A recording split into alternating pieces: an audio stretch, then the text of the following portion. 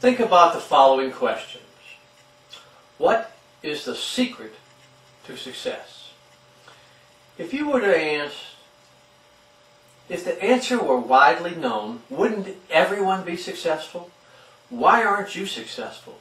Deep down inside, don't you feel that given the right opportunity, you could be as successful as you've always dreamed you could be? What has held you back? Do any of the following quotes mirror your feelings as to why you haven't become successful? I don't come from good stock. I come from a poor family. I haven't been given the chance because I'm black, white, Hispanic, female, handicapped, you name it. I don't have a good education. I'm just not that smart. I don't have good business sense. I can't make the right connections. I'm too old. I'm too young. I can't get a lucky break. If you said yes to any of the above, then you're absolutely wrong. You must know, or at least have heard of, multitudes of people from all kinds of backgrounds who have overcome all of your problems and hardships and a lot more and became successful. If you were to study closely the most successful people in history, you would find that each of them had to overcome all sorts of hardships. Yet, if you ask the average person why he or she is not successful, he or she will likely give you one of the above reasons, or as we like to call them, excuses. Maybe you haven't been able to maintain a positive mental attitude. PMA. You've probably read at least one of the thousands of books written about the secrets of success. It's one of the best-selling topics in the world of business. And they all have one thing in common. They're all wrong.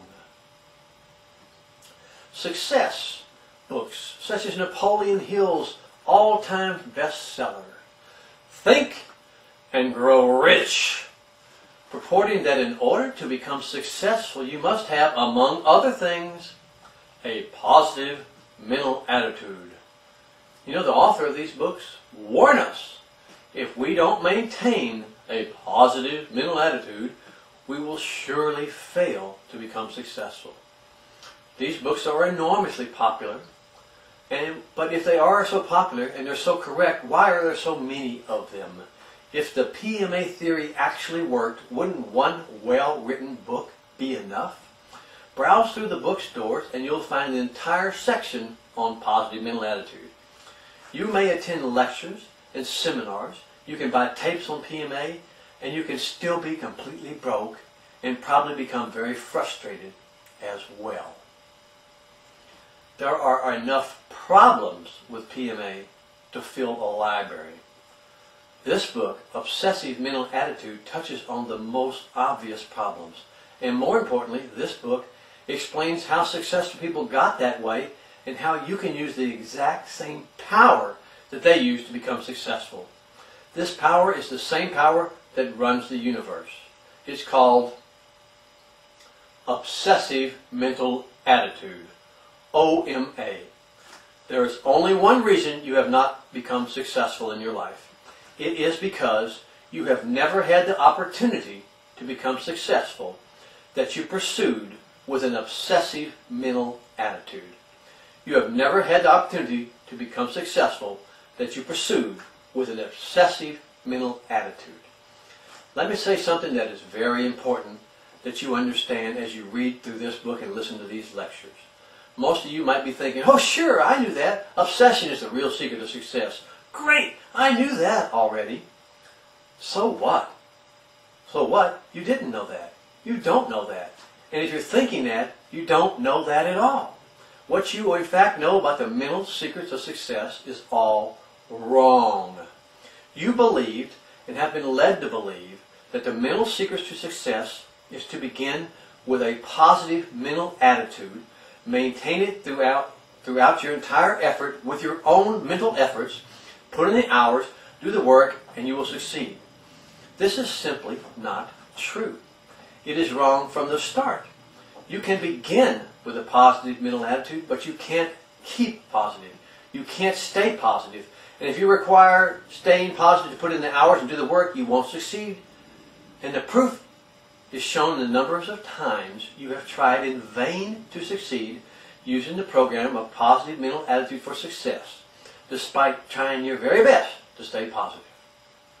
You just can't stay positive. The program simply does not work. Obsessive mental attitude. The real mental secret to success is the first step. It's how you decide what it is that you want to do. You've been correct when you realize that goals take work, long hours, hard effort, total effort. But you've been totally wrong in thinking that all that is necessary for you to achieve any goal is to simply think of it, and then you'll go out and do it. That's why you're not successful as you could be and as you will be in the future after reading this book. You are wrong before you even start. The fact that you can think of something that you want and write it down as a goal will not give you the mental power necessary to put in the hours, do the work to succeed. Only when this thought is or becomes an obsession will you make your thoughts into your possessions. What happens after the thought determines its success or failure. If it does not become an obsession, you will only make wish lists and dream lists, and you will continue to fall short of your desired goal. Your secret of success? What's the secret that enables one person to prosper in the exact same location and another person to perish? Is it your sex? Is it your age? Is it your education? Is it your environment? Is it your parents? Is it your race? Is it your intelligence? Is it your physical appearance? No. None of these things have ever been proven to be necessary for success. People have prospered who came from the ghetto, as well as people who came from prep schools. Women are multi-millionaires and billionaires. Black men are billionaires. Hispanics are billionaires. Lawyers, doctors, educators are all rich from every race, creed, and religion. People have made great fortunes after they were 65 years old. People have made great fortunes before they were 25 years old. There is no apparent physical, educational, environmental, sexual, racial, age, or intelligent requirement to assure or guarantee success. So why do some people perish and some people prosper? A study was done with the 4,000 richest people in America, and the one single characteristic that defined them as a group was their mental attitude. And the mental attitude wasn't positive mental attitude. They were obsessed with success. The very same mental attitude has remained a secret for all but a few. Literally thousands of books have been written about the secrets of success, but not one of them has ever revealed the real secret. And the proof is in the actual number of books themselves. Since all these books on success essentially teach the same mental attitude, positive mental attitude, wouldn't one book be enough? If what it was taught was actually worked, wouldn't one book have been enough? Remember what I said before, if you bought a book on how to fix an auto repair, and you read it dozens of times and attended lectures, and you still needed to read hundreds of more books to remember how to take out a spark plug, wouldn't you conclude that the books had something wrong with them? I'm sure that even after only a few books, you would consider these books were wrong, and the problem did not lie with you not being able to fix the car, but the problem lied with the instructions that you were getting. But this does not seem to happen in the case of books on positive mental attitude and success. Why is that? The predominant secret taught by these books can be summed up in the philosophy of positive mental attitude. In some form or fashion, every single PMA book out there requires that you develop and maintain a positive mental attitude in order to succeed. Each book lists requirements and exercises necessary to maintain your positive attitude. Some require daily affirmations of your goals, and some require positive statements to be read morning, noon, and night. Some require prayer and meditation on daily mantras, even hourly meditation. Some require vast memorizations of rules and regulations, positive mottos, and positive readings. And all require constant replenishment to assure you stay positive. All require recharging your positive attitude by reading more books and attending more lectures, buying more tapes, and watching more videos. And all these books teach essentially the same thing: positive mental attitude. And we have conclusively proven from my lectures that positive mental attitude does not work. You cannot stay positive. You cannot stay positive for 10 minutes in a row. Well, some of you might be protesting while you watch me right now and go, I can't stay positive for 10 minutes in a row. I can stay positive for an hour. There are 23 hours in the day, 24 hours in the day left. So what good does it do you to only stay positive for 1 hour? Here's my point. I want you to get this point across. I have nothing against positive mental attitude. I have nothing against people who preach and teach and motivate. I do have something against the fact that when you leave these motivational speeches, when you leave, stop listening to your tape, when you stop reading the book, an hour later, you feel worse than when you started reading it. They don't work because they don't have the real answer. They're selling feelings, not selling something that's going to make you work to achieve your goals. Only when you get an obsession will you work hard enough to achieve your goals. And you don't have to have an obsession to be rich. You can have an obsession to be the best mother in the world. You can have an obsession to be the best father in the world. You can have an obsession to be the best garbage man in the world, the best teacher in the world. You can have an obsession to be the best student in the class. You can have an obsession about anything that you want. And how do you get that? Because you wanted it. You know, I'm going to talk a lot more about this as we go along further, but you know, it's like asking someone, how do you fall in love? I don't know. You just fall in love because she's beautiful, because she's ugly, because she's tall, because she's skinny, because she's fat, because she's smart, because she's stupid, because she's white, because she's black, because she's tall. Who knows? I know that when you fall in love, and it's real love, you're in love forever.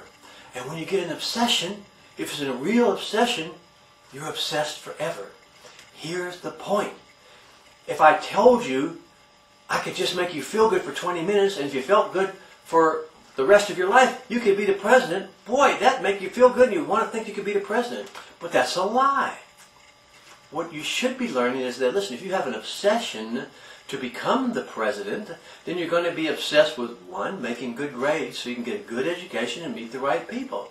2, running your life the right way so you don't do anything that would have caused you, bad things, by being arrested or doing drugs or drinking that could hurt your chance to become a president.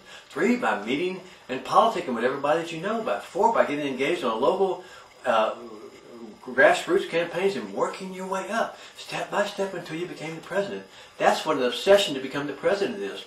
You're going to be obsessed with it when you're tired, when you're old, when you're sleepy, when you don't feel good. It's an obsession. I'm obsessed with my children. Let me explain it to you in a way you understand better. You're obsessed with your children. You don't have to get up every day and say you love them. Yes, sometimes we get mad at them. Sometimes we get disappointed in them. Sometimes they disappoint us. Sometimes they get sick. Sometimes they require extra help. But we're obsessed with them. We love them. They're our family. It's easy to be obsessed with them. It doesn't tear my life up. It doesn't make me go crazy. I love them. I love every second I'm around them because I'm obsessed with them. I wish nothing but the best for them. And it's the same thing you can have with your job. Can you imagine working at a place you're obsessed about being there? Now let me explain something. You might not be obsessed with working at the auto dealership, but if that's part of your obsession to make $1 million, you can go and retire in Florida. It's going to be a wonderful time for you because you know you're working every day to get to the next ring in the ladder, to get to your ultimate obsession to go and retire in Florida. Arnold Schwarzenegger used to say when he lifted weights, every time he would curl, he would always do one more because that one more instant of pain, that one more suffering, that one more push would get him 1 inch closer to winning Mr. Olympia again. That's what an obsession can do for you. I'll see you next time with some more great thoughts.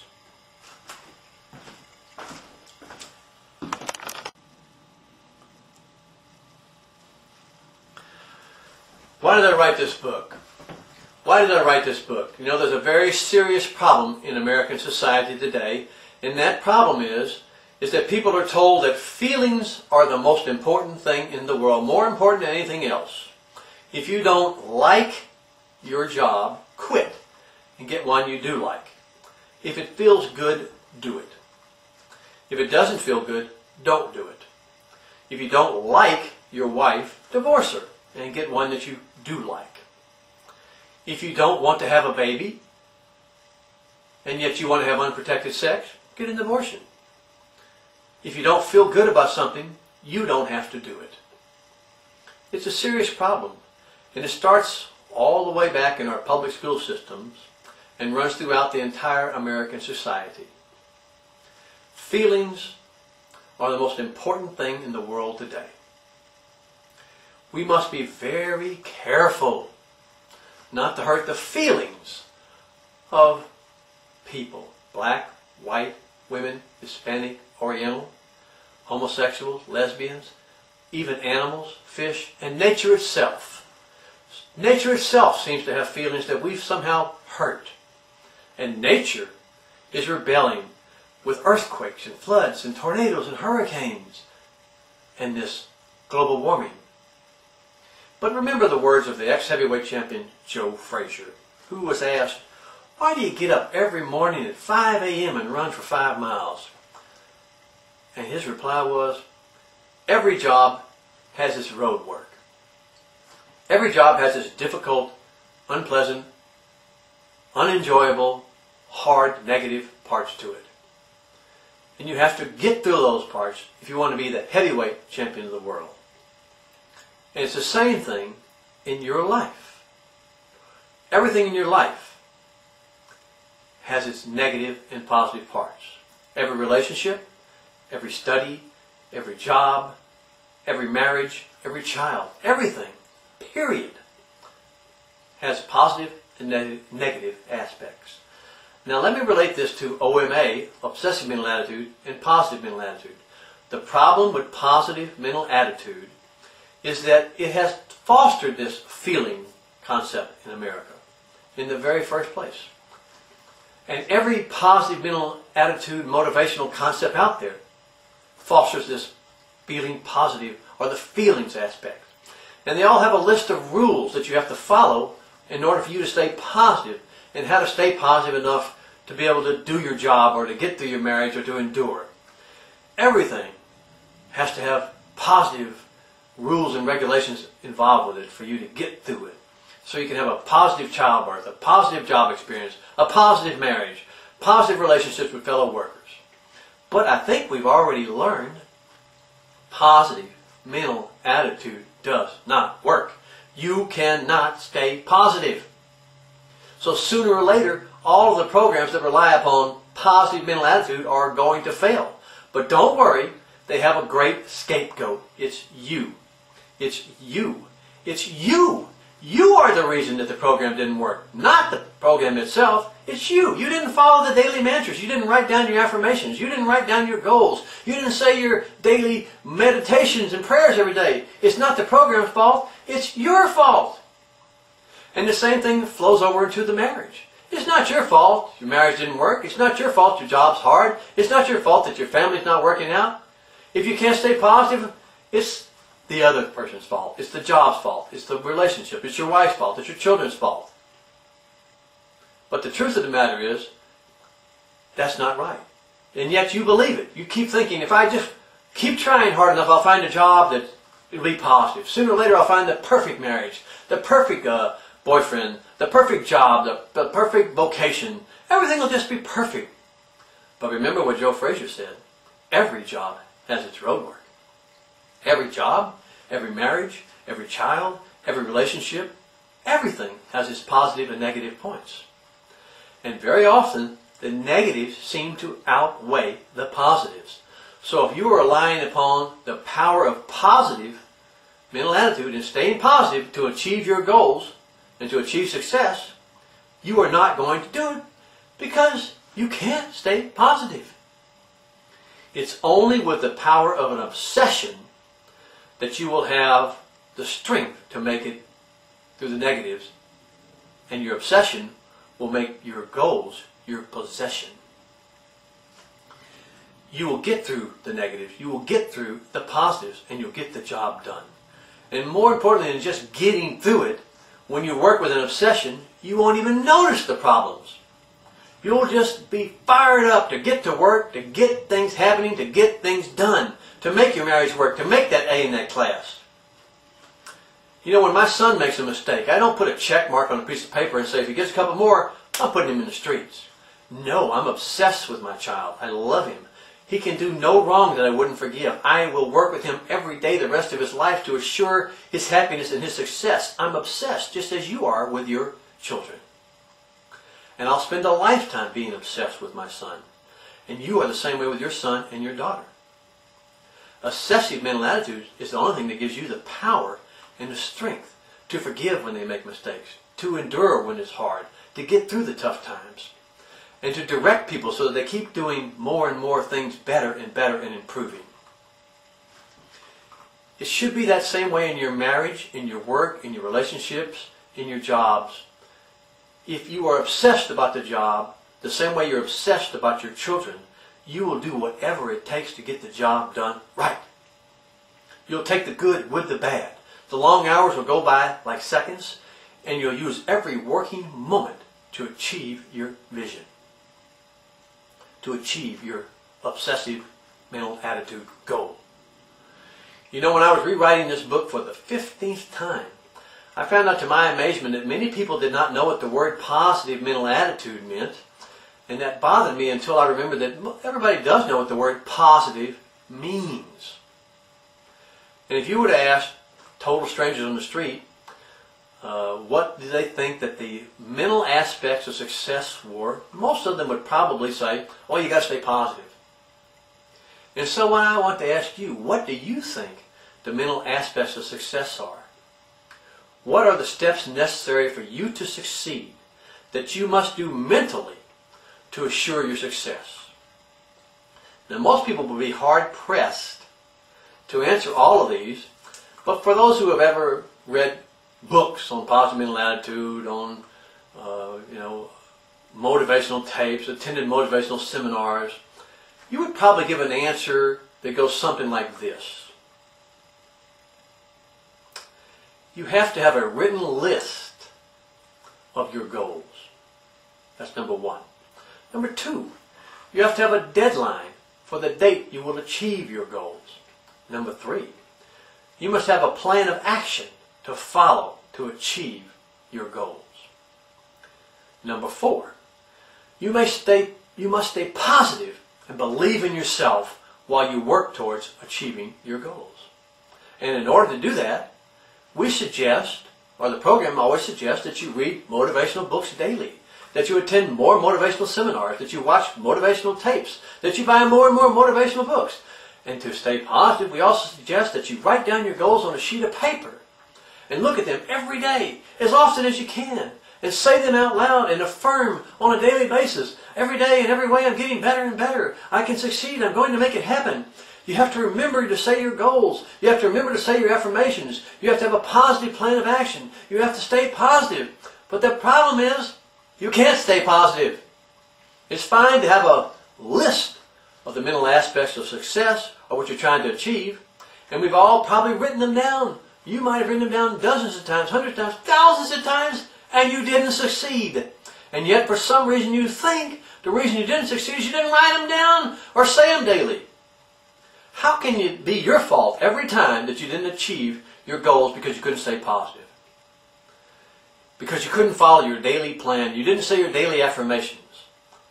It's not your fault. The program that you're following of trying to make something happen by staying positive doesn't work. It can't work. It never has worked. It's only when you have an obsession that you can follow through on your plans to make them your possession.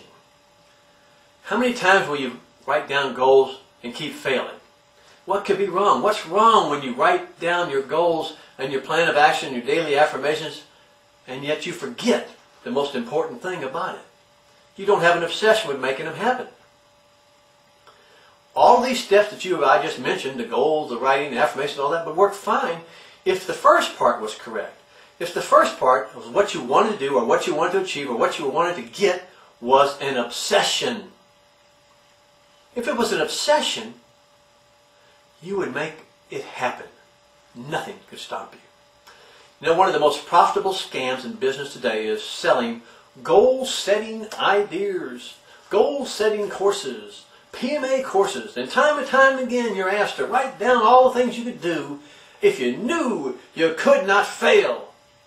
Write down all the things you would buy if you knew you could not fail. What type of person would you be if you just knew you could not fail? And most people with little prodding from the seminar leader are capable of writing down, I want to make $1 billion. I want to be rich and famous and have a television show. I want to travel the world. I want to have a happy family. I want to have a perfect marriage. I want to get educated, speak 5 languages. And the speakers always smile and say, great, you can do it. The only thing that's stopping you is you, your attitude. Get positive, get going, get motivated, get out there. And so you get out there and try it. And time again, you're told, all you have to do is believe and you will succeed. If any of these things that you write down, any goal is possible. Anything the mind of man can conceive, it can achieve. And you might believe that for a few days, until the world actually begins to kick you. And then you realize that it wasn't really a goal list, it was a wish list, a dream list. And that you just can't seem to stay positive enough to make the things happen, to get the things done on your list, to make things happen that you wrote down in order to achieve the goals that you wrote down. You see, the problem is that these goals are just Adventures in Creative Writing 101 for adults. Your goals were nothing more than Adventures in Creative Writing 101. They're just imagination stretchers, dream castles, midnight millionaires. And the speakers help you dream this with your eyes closed. But you know, only when your dream is an obsession will you make it your possession. An obsession is a dream that you're fulfilling with your eyes open and working towards.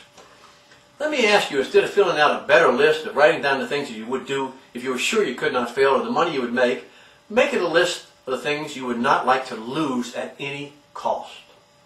In fact, make a list of the things that you would sacrifice your life in order to keep. And make it a list of the things that you would die for. Those are your obsessions. This is the real list of the things that you would work to death for. This is the real list of the things that you would do anything to achieve and that you are doing to achieve because you got them. It doesn't matter how much money, time, or effort is necessary on that list that you just wrote down of your obsessions. You'll put all the time and do all the effort to make it your possession. Let me ask you to fill out a little better list. Instead of writing a list of things you would do or could do if you were sure you would not fail and the money was no object, make a list of the things that you would not lose at any cost. In fact, make a list of the things that you would sacrifice your life to keep. And make a list of the things that you would die for. This is the real list of things that you will achieve in your life, because you've already achieved them or intend to do whatever it takes to continue to achieve them. These are your obsessions, the things that you would die for, the things that you could not live without. And it doesn't matter the amount of time, the amount of effort, the amount of hard work, the positives, the negatives, the hot, the cold, the whatever. This list of obsessions are yours They are going to be your possession. Nothing can stop you.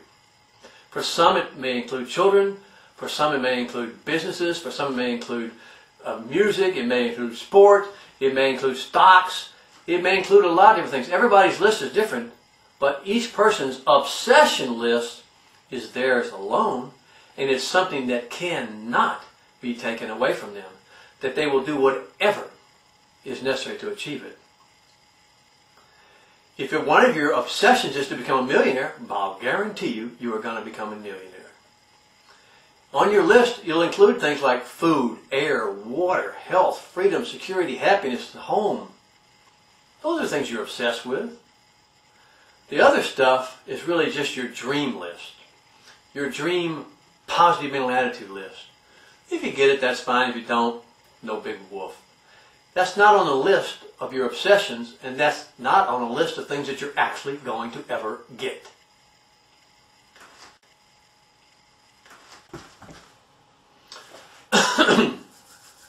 The authors of books on positive mental attitude make numerous claims about the power of keeping a positive mental attitude and the ability to obtain wealth and success by following the plans and principles of positive mental attitude. Napoleon Hill, W. Clement Stone, Norman Vincent Peale are some of the best known authors of PMA philosophy, and all make similar claims about the capacity of their programs and the ability of their programs to succeed, but insist that the readers must follow their rules and suggestions exactly, or else the reader will fail. This seems straightforward and logical. Unfortunately, the suggestions and rules are set up to ensure your failure. Add to this the fact that many of the basic tenets of their philosophy are wrong, and I'm sure you'll see that they have a method of creating confusion, frustration, and not a method of creating success and wealth. Think and Grow Rich is one of the best-selling books of all time by Napoleon Hill. And he thought enough of the slogan to use it as the title of his book, Think and Grow Rich. And it's a great title because it gives the impression that all one has to do in order to grow rich is to think about growing rich, as opposed to working hard to grow rich. Mental activity, according to Hill, is the secret to obtaining wealth. Well, I'm here to tell you, you can no more think and grow rich than you can think and grow tomatoes. How do you like that? You can no more think and grow rich than you can think and grow tomatoes, or think and grow taller, or think and grow to the moon. The mind is a powerful tool, and great things come from great minds. However, no great thing ever came from thoughts alone. You know, Thomas Edison didn't just wake up one day and think a carbon filament, that's what the bulb needs, that's what the light bulb needs. Everybody learned, or they used to learn, because they don't teach about Edison anymore in schools, that he only got a few hours of sleep every night. And he did over 10,000 experiments to find the element that would actually make the electric light bulb burn for a long time. It wasn't just luck and thinking. He worked his butt off. And by the way, if he wouldn't have, you'd be reading this by candlelight instead of an electric bulb. Thomas Edison was obsessed with creating his inventions. No wealth was ever created by mental activity alone. Actual work and following through on the good idea or the great idea is what it takes to make it a success. You cannot read yourself into a fortune, as Hill says on his back cover. Only by pursuing your opportunities with an obsessive mental attitude will you work yourself into a fortune.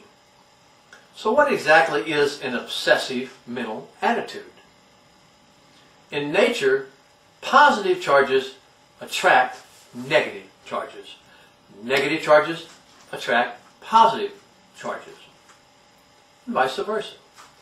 Yet, success motivators continually tell us that positive mental attitude will attract positive mental attitude results in your life.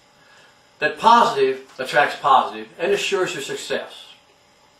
How can they possibly state this when it never happens in real life? It never happens in nature. It never happens anywhere that positive attracts positive. Well, actually it does happen in one place. In only one place, that's the inside of an atom.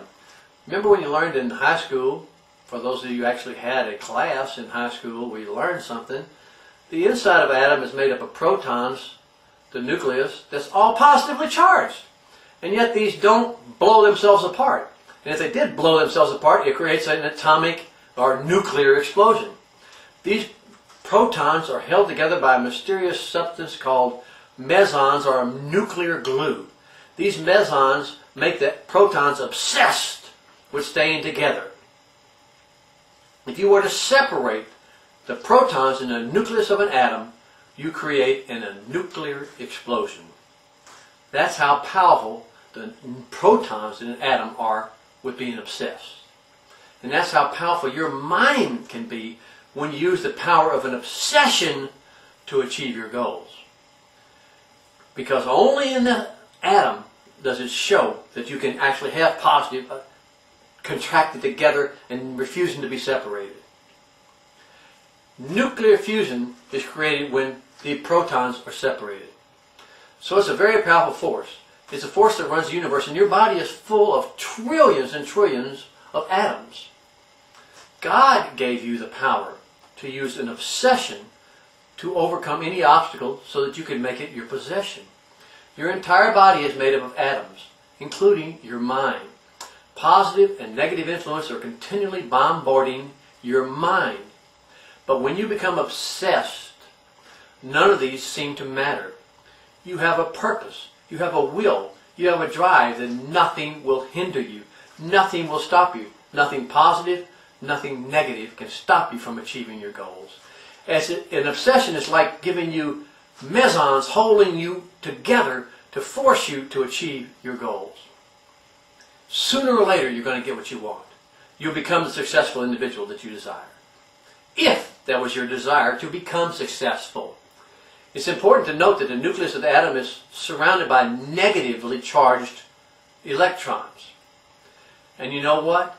This is the same way in your life. You are surrounded by people who are negative, by a world who is negative, by a press that only wants to report negative news, that lives to make you feel unhappy, to scare you. But God has made you a positive person. He has kept your brain and your nucleus of your atom together to make you positive, to make you strong with an obsession. Positive motivators insist that you must not let any negative feelings come into your mind, or else you'll become negative as well. Now, try as hard as you want, you cannot stop negative feelings from coming into your mind because they're attracted by the positive out there. Something is allowing the negative influences in your environments into your positive core. Something is missing. Something is missing that blocks out the negatives. In the atoms, this would be called mesons. In the real world, it's called obsessive mental attitude. That's what's missing in your plan for success. That's what's missing in your desire to achieve your full potential. You're not using an obsessive mental attitude. Too many people believe that if they get a good idea, they deserve to be rich. A great idea is absolutely worthless if it's not followed through with an obsession to see it through. The truth is, an idea is just the first step in a long process of producing, developing, and marketing a product. Ask any great inventor, of which I am a patented inventor. You can think of all the great ideas you want. You can think of hundreds, dozens of them. And it takes hundreds and thousands of steps for people to bring these small ideas into fruition, to make that business into a success. From the simplest idea to a complicated idea like a computer, to a supermarket, to a professional baseball or football team. having a good idea, have a good idea, let's win the Super Bowl. Well, that doesn't do anything to help you win the Super Bowl. What it does is making an entire plan of action that you are obsessed with. Bob might get hurt, we're going to go on. It might be snowing, we're going to go on. We're going to do whatever it takes to win. Obsessive mental attitude.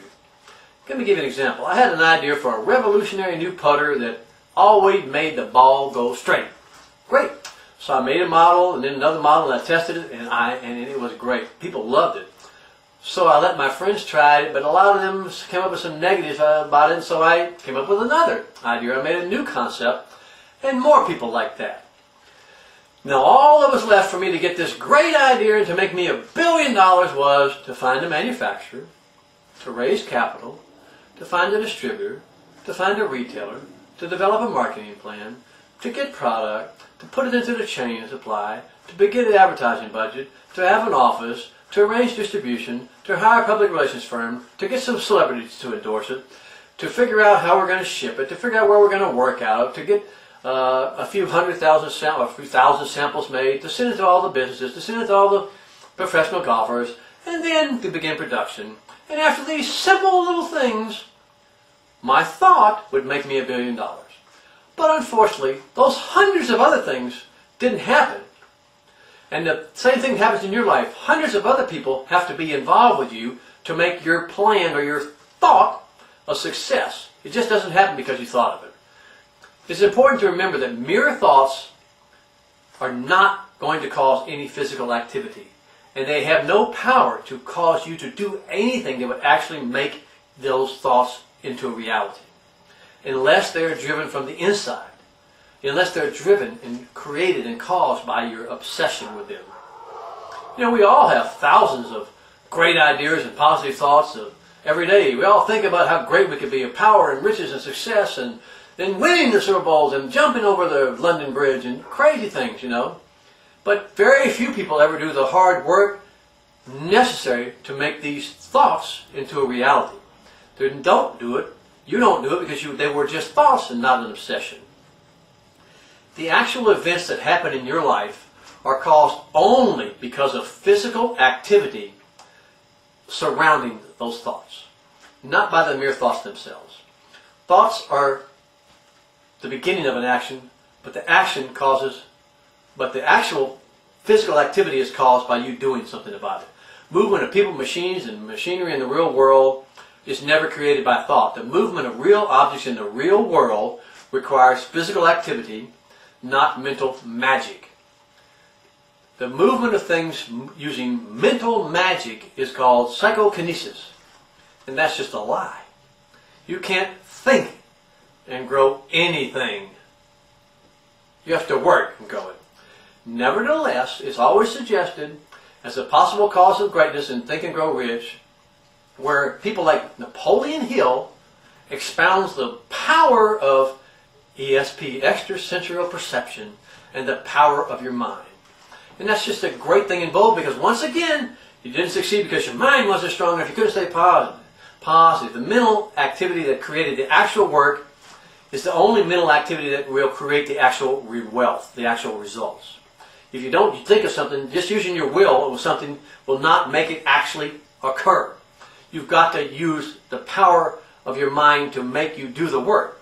What's wrong with the PMLI, whatever you think will come to pass, is that no, whatever you do, whatever you're working on daily, 24 hours a day, 24/7, will come to pass. Not whatever you think. I don't believe that Thomas Jefferson woke up from a dream and said, carbon in the bulb, and went back to sleep. And that's how he got the light bulb. He had tried 9,999 other things. He worked to make his obsession a reality. That was what he was most famous for. He was obsessed. He didn't even sleep. He slept on his desk. 10,000 experiments before he had that mental thought of a light bulb, and before that mental flash of inspiration became a reality. And all the hype of PMA has no value in the real world without someone with an obsession making certain that it gets done. Remember that. All the hype, all the positive mental attitude things out there are no value unless someone who's obsessed with doing work actually gets it done. You cannot control your mind to think only positive thoughts. According to those who espouse the great benefits of positive mental attitude, you must only think positive thoughts in order to succeed. They believe that a positive attitude will attract positive results. And you know what? There's unfortunately negative attitudes out there that are going to be attracted by your positive attitude, and it's going to nullify you because the negative is going to overwhelm the positive. And I know I'm telling the truth, because think about it, you can't stay positive. Therefore, you cannot allow any negative influences into your life if you want to succeed by a positive mental attitude, and you can't be positive, so you're destined to fail. Well, I want to challenge you to prove that I'm right. I challenge you to not let one negative thought into your mind for the next 5 hours. Not one negative thought into your mind for the next 5 hours. You will find you won't be able to do that. No one can. It's like saying, don't think of a pink elephant. Oh, you just thought of a pink elephant. Positive is impossible. You can't remain positive all the time. It's impossible. You can't do it with positive mental slogans. You can't do it with affirmations. You can't do it with mantras. You can't do it by reading books. You can't do it. Yet Napoleon Hill, in his great book, Think and Grow Rich, states emphatically, if you let one negative mental thought into your mind, the power of positive mental attitude will stop. Oh, gosh. Isn't that a little frustrating? It must be to the reader. Try following it along. We'll just catch-22. You know, if you let one negative thought enter, all the great results you wanted will be canceled out. It just won't work. That's a catch-22, you know. When I wrote my first book, I went to a publisher and said, how do you get published? Well, you have to already be an author. A published author. How do you become a published author? You already have to write a book that's already published. It's a catch-22. First of all, the premise of the positive mental attitude attracting positive results is wrong. Instead of thinking the words positive and negative, think in terms of good and bad. Instead of thinking of positive and negative like a good and bad, think of a magnet. A magnet has a positive and a negative end. And as we know, the positive ends of a magnet repel each other, and the negative ends attract each other. Positive ends repel, negative end attracts to positive. A similar set of rules works in your real life when applied to your goals and dreams. Positive attracts negative. Haven't you all seen beautiful women with ugly men? Think about why this is true. When you're around someone who is totally positive, at first you may feel positive, but when you remain positive for a very long time, don't you begin to react with some negative feelings? When you're around someone who is so strongly positive, it tends to attract the negative thoughts in our mind to you. We resent them being so perfect, so pumped up, so go-go, so la-la-la. They attract our negative feelings, our unpleasant feelings, and we avoid being around them. When someone is too negative, it tends to attract our positive feelings. We don't want to let them get near us and suck all the positive out of us, or our pleasurable feelings. To a negative person, we avoid them. To a positive person, we tend to avoid them too. Freud says that we avoid negative feelings and we try to search for things that will keep us positive. So how do you deal with these conditions in the real world, where you often find that not only you can't avoid them, that you have to live with them or work with them on a daily basis? The answer is OMA, Obsessive Mental Attitude. By refusing to take too much notice of positive or negative because you have a purpose, it might be just as simple as getting along with the people that you work with. By making that your obsession, you're going to achieve it. Beautiful people often immediately attract our negative feelings because they're just too perfect. They're too positive. This is why all the great stars seem to have some small flaw. A woman can be totally beautiful if she has some small flaws. She cannot be too smart and too ambitious if she's too beautiful. She can, however, be great and sexy. That's the only over-extreme positive thing about women that we'll let them have. We don't want them to be so smart or too bossy or too manly. People often find when they put on the strange surroundings, when they're put in a strange surrounding, they become negative, and they react negatively to new situations. That's why children especially hate to move, or adults hate to have to go to strange parties or have change. We almost all hate to be surrounded by too many super successful people or too many beautiful people. And your reactions are the same. They'll always be negative towards these situations. I don't want to be near it. I don't want to be around it. We make fun of people. Remember when Dan Quayle was running for president and he couldn't misspell potatoes? And we made fun of him because he's too positive, he's too good looking, he's too young. All the things we said, because we just knew, even though he was a Harvard graduate, that he couldn't spell potato. You know, I don't think he deserves to have that much negative things put on him and to be ridiculed because of something negative in his life. But that's what happens when you're relying upon only positive and negative. It just goes up and down and floats around. And nothing will make you more frustrated than to watch the press make you think you're an idiot because you don't agree with their ideological statements. Now, OMA is the only thing that will get you through that. When you're obsessed, well, they can talk bad about me all they want. When they talk about Rush Limbaugh, he just lets it roll off his shoulder. He knows they're never going to say a positive thing about it. You know, he knows they're never going to say anything positive about him. And so he's come to expect that because he's let his obsession with being the top radio talk host in the world rule his life. A major difference between OMA and PMA in the morning is when you wake up, in PMA, you have to say your affirmations, you have to do your mantras, you have to say your prayers, you have to do everything that's necessary. And if you don't do these things daily, you may forget what you really were supposed to be doing. You may forget that you were positive and you go out there and be negative. When you wake up with an obsession, the first thing on your mind is what you're trying to achieve. You don't need to read affirmations. You don't need to say the new prayers. You don't need to hum. You don't need to go to a PMA meeting. You're ready for it to do. The daylight's all you need to get going. You can work in the night. William James, the famous philosopher, said, "The belief at the beginning of any endeavor is the one thing that determines its success." Bull. The PMA tell you people that's true. You've got to start out with a positive attitude that you're going to succeed no matter what. Just bull. It doesn't matter what you thought about something when you first thought of it. It's what you do after you think of it.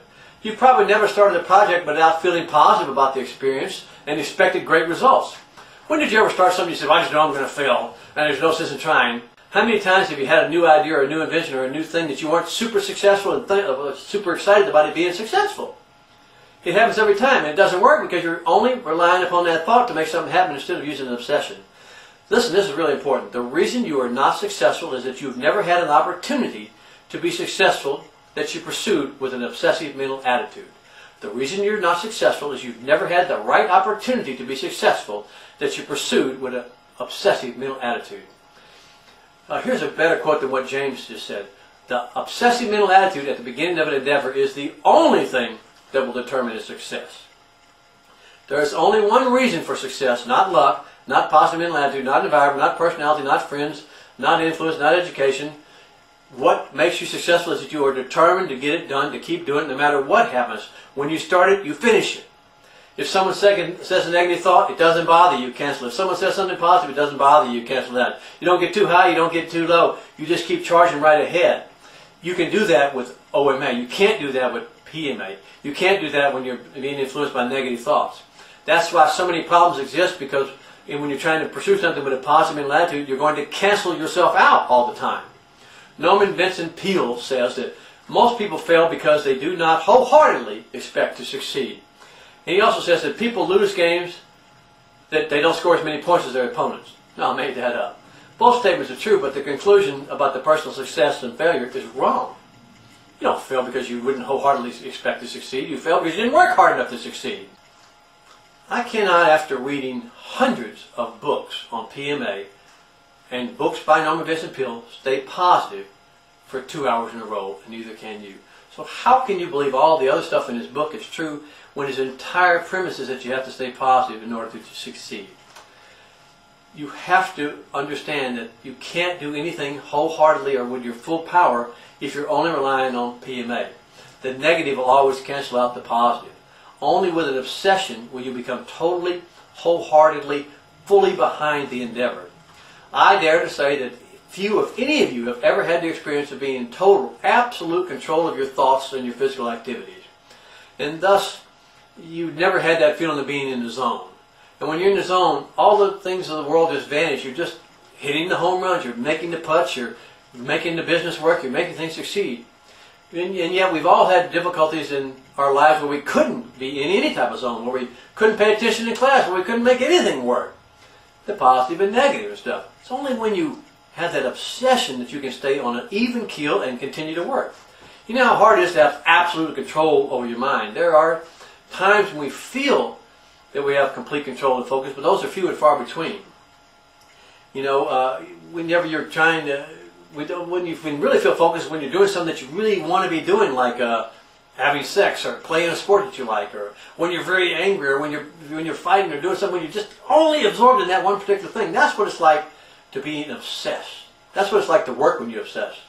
When you use the power of obsession, you learn how to achieve things without relying upon feelings, and you'll learn how to control your will, because you're controlling your will with your mind. Keep your mind on the things you want and off the things you don't. That's what an obsession will do. It'll let you keep your mind on the things you want and off the things you don't.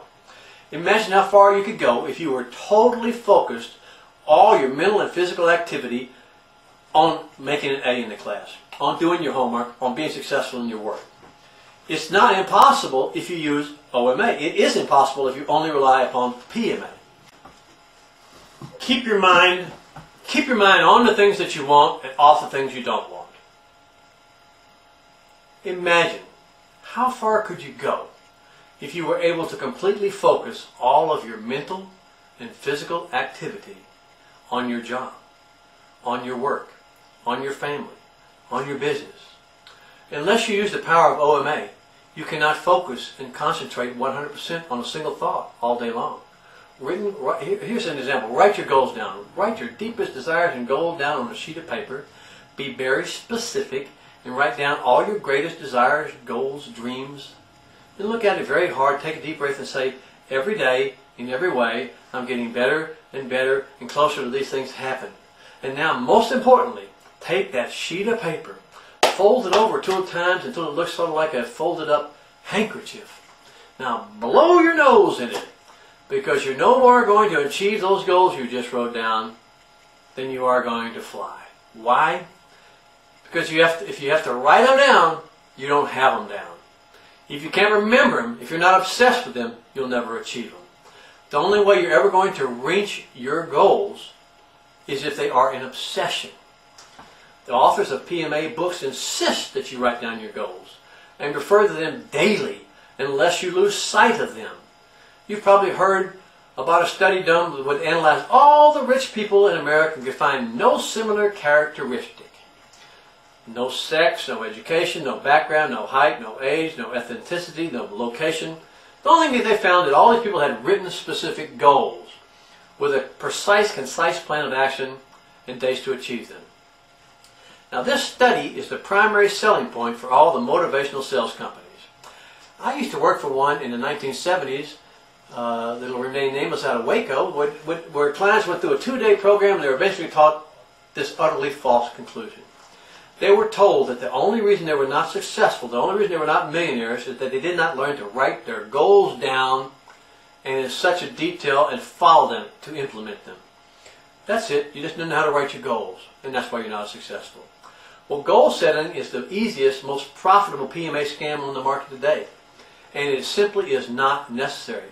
Yes, you have to write down how you're going to do something because it's called a plan of action, but it's not going to make you successful. Once you become obsessed with your goals, nothing will distract you from achieving what you did write down. Just writing does nothing. Goals are nothing more than work plans that must be carried out by physical, mental, and spiritual labor. Your ability to write a work plan has nothing to do with your ability to achieve it. We're all capable of writing down that you can run 100 yards in 10 seconds, but we're physically prevented from doing so. No matter how well we write it down, no matter how positive we try to stay. Using the fact that you don't have specific goals written down with a reason the reason that you're not successful is you didn't write your goals down right, is just a PMA lie. It's just not true. It's not going to happen. It's not why you're not successful. You writing down goals, don't get me wrong. If your goal is an obsession, you're going to remember it, you're going to work on it, and you can achieve it every day. You're going to do everything it takes to make it successful. If it's just something you wrote on a piece of paper, your boss said, John, I want you to make 10 sales this month, and to do that, you got to make 500 phone calls. No, man, I can't. I hate making these phone calls. I hate being on this phone. I hate my boss. I hate this place. I don't think you're going to achieve that, even though you wrote it down. Even the names of the people and the times you're going to call.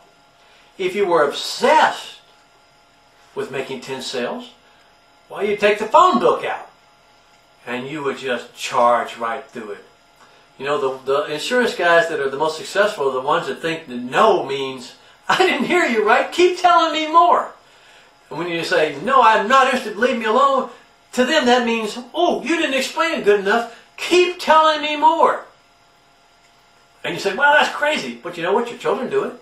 Daddy, give me $1. No. Give me $1. No. Give me $1. No. Give me $1. No. Give me $1. And they're successful. 90 times out of 100, they'll get the $1. Same thing with the insurance guys. You want to buy this policy? No. Want to buy this policy? No. Want to buy this policy? No. They keep pushing until they get the sale. They're obsessed with making the sale. The child's obsessed with getting the $1 to get the candy. That's the power of an obsession. That's how easy it is. It doesn't have to be complicated. You don't have to buy 50,000 books. You don't have to go to $500 lectures. You don't have to pay $25,000 to be Anthony Robbins' friend and travel around the world with him, so he might just let some of his magic roll off on you. All you got to do is be obsessed with being successful. The biggest scam in the world is telling people how to make money. It's not actually doing it. It's telling them how to do it. Well, the greatest thing in the world, and it always amazes me, is the people that are selling the real estate courses. You know, buy the foreclosed house. You can buy a house with no money down, no credit, no ability, no brains, nothing. And there'll be thousands, hundreds of thousands of people that go through these classes, and not a one of them ever buy a house. And yet every single time, there's somebody in that audience who comes up and says, I just bought 10 houses, Billy Bob. And you go, oh my God. How did he do it? I don't know. I have no idea. I think it's exactly the same as winning the lottery. If it was true you could buy a house with no money down, no credit, no nothing, why doesn't the guy doing the lecture buy every house in America? Just hire people. Don't teach them. Hire them and say, go out and buy every house, put them in my name. He own every house in the country. It's a scam. And yet there's always some schmuck in the audience that's going, I just bought 10 houses, Billy Bob, I'm worth $1 billion. And the other 999,000 people didn't get a house and didn't make a single dime. You know why? Because he's selling positive feeling. Oh boy, we can do it, buy a house. First thing you go out and go to the bank, hey, I saw that house on the corner, I want to buy it. Well, what's your background? How much money you got? Nothing. I ain't selling it to you. Oh, I saw that house on the corner, I want to buy it. What do you do for a living? I'm a vagrant. I don't think I can say that house. Oh, well, Billy Bob just bought 20 of them. It's a scam. Doesn't work. And yet there's always someone that's successful. It's just the lottery. Think of it like that. It's the lottery. They won the lottery. They got lucky. It doesn't work. If it did work, the guy doing it would buy every house in America. The person giving the PMA lecture would be the most richest person in the world. And yet most of them are broke. Most of them are doing this to make their next paycheck. If they knew all the secrets, if all it took was a positive mental attitude and reading their stupid books, why aren't they billionaires? And why is it 100% of the people that buy their program billionaires? They can't be because the program doesn't work. You can never achieve anything great by just thinking positive thoughts. You have to make it an obsession. You have to make buying those houses an obsession. You have to make that sale an obsession. You have to make your family work an obsession. And you'll always make it your possession. Friends, when you're obsessed, you don't need to write your goals down. You don't need to make up little cards and say morning affirmations. When you're obsessed, you carry a vision 24 hours a day. Nothing else matters or enters into your mind. Let's address the answers that PMA philosophy gives to the burning questions. I have written specific goals. I say my affirmations daily, but why am I still broke and unemployed? The answer PMA writers would give to you are as follows. 1.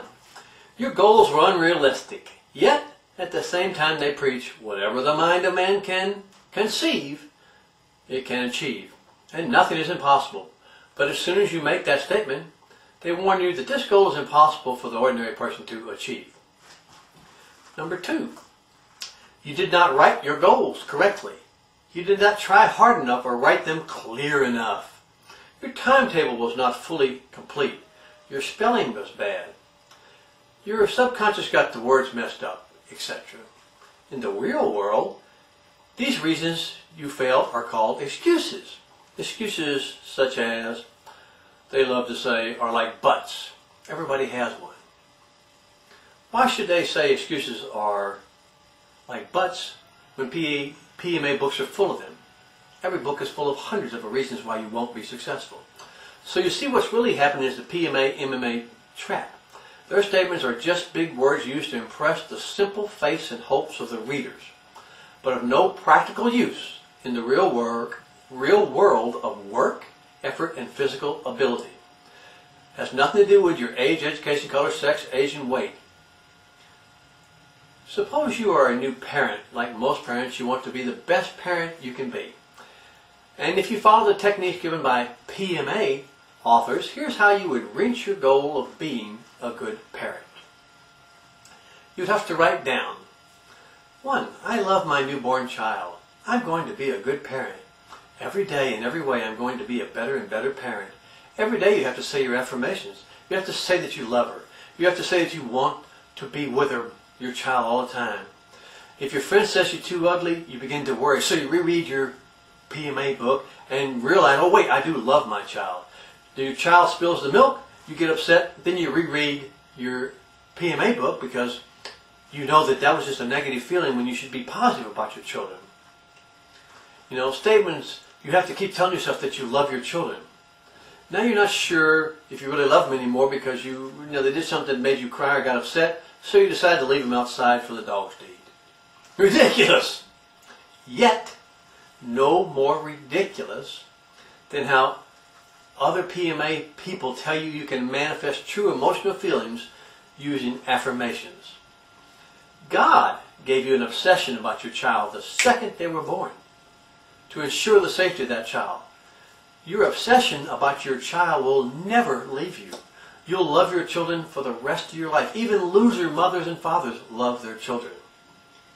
You can use that same power of an obsession to be successful in any job or opportunity that you pursue.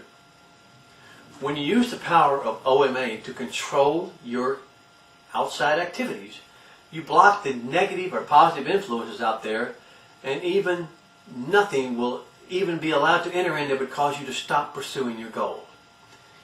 It has to be that way if you ever want to get anything really done of value in your life. The real world does not give great rewards for being positive. It gives great rewards for hard work and for persistence. Ask any mother if having a child is a positive experience. And if everything about them is just wonderful and positive. Sometimes your children can drive you crazy. But you know what? You never forget that you love them because you're obsessed with them. The American Heritage Dictionary defines obsession as a compulsive preoccupation with a fixed idea. Now, some psychologists would suggest that this might be a neurosis or a complex that should be avoided. You can't avoid having obsessions. You can choose which ones you want to pursue. And you can focus on the ones that you want to be obsessed with that will make you successful. Now, I don't want you to be obsessed with washing your hands 24 hours a day. There can be deviant obsessions. And these should be avoided. But you have to have obsessions in your life. You have to be obsessed with eating every day. You have to be obsessed with breathing. You have to be obsessed with being healthy. You have to be obsessed with keeping your body clean. Your heart is obsessed with beating. Your brain is obsessed with thinking. You're obsessed with things that you may not be aware of. For example, how important is it to you, do you think, that your personal hygiene is? Did you remember to take a bath and wear deodorant today, to brush your teeth, comb your hair? These things are a constant part of your life, and you woke up with them and didn't have to remind yourself, I need to put on deodorant, I need to take a bath, I need to brush my teeth. You're obsessed with them. You would feel terrible if you lost your deodorant and stunk all the time. You would feel horrible if you couldn't take a bath. You would feel just out of it if you couldn't be clean and have personal hygiene. These are perfectly normal, healthy obsessions that we all have on a daily basis. Now, the indicator of whether or not you actually have an obsession is when it is taken away, what do you feel like when you can't have it anymore? See what it's like when you have it withdrawn from your life. Then you know if it was an obsession or not. Here we have a teenager named Lisa. She has an obsession with her boyfriend. Tim, who lives in an adjacent apartment or near in the neighborhood. And Lisa is obsessed with Tim. And no matter what she's doing all day, anytime school and working, sleeping, everything, she's thinking about Tim. Now Lisa's parents don't like it, and she tells them that they're going to take him to Disney World next week, and then that's going to get her mind off of Tim.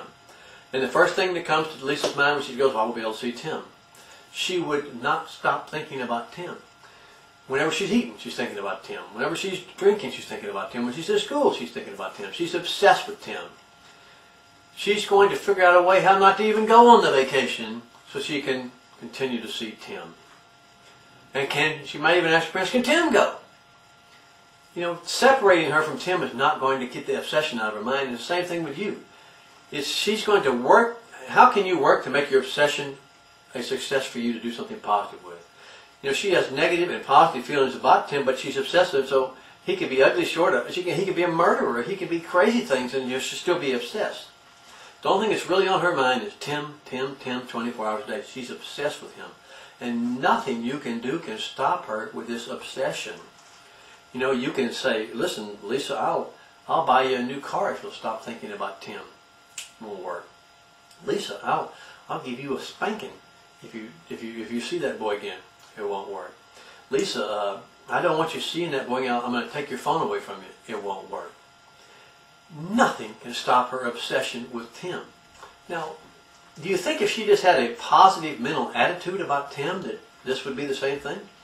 If she just said, well, gee, I love Tim every day, I'm thinking about Tim and all that, and had to say her mantras and prayers and stuff, it would be the same effect on her life? No, it wouldn't be. And it wouldn't be the same effect on your life if you were that felt the same way about your obsession with being rich, your obsession with excelling in sports, your obsession with making the next business presentation, your obsession with making the next call, your obsession with closing the sale. When you're obsessed, and related back to Lisa and Tim, it's just something that's with you all the time. You know, and you can channel it, you can focus it, and you can correct it if it's a problem, if you need to correct it as a problem. Let me explain that a little bit.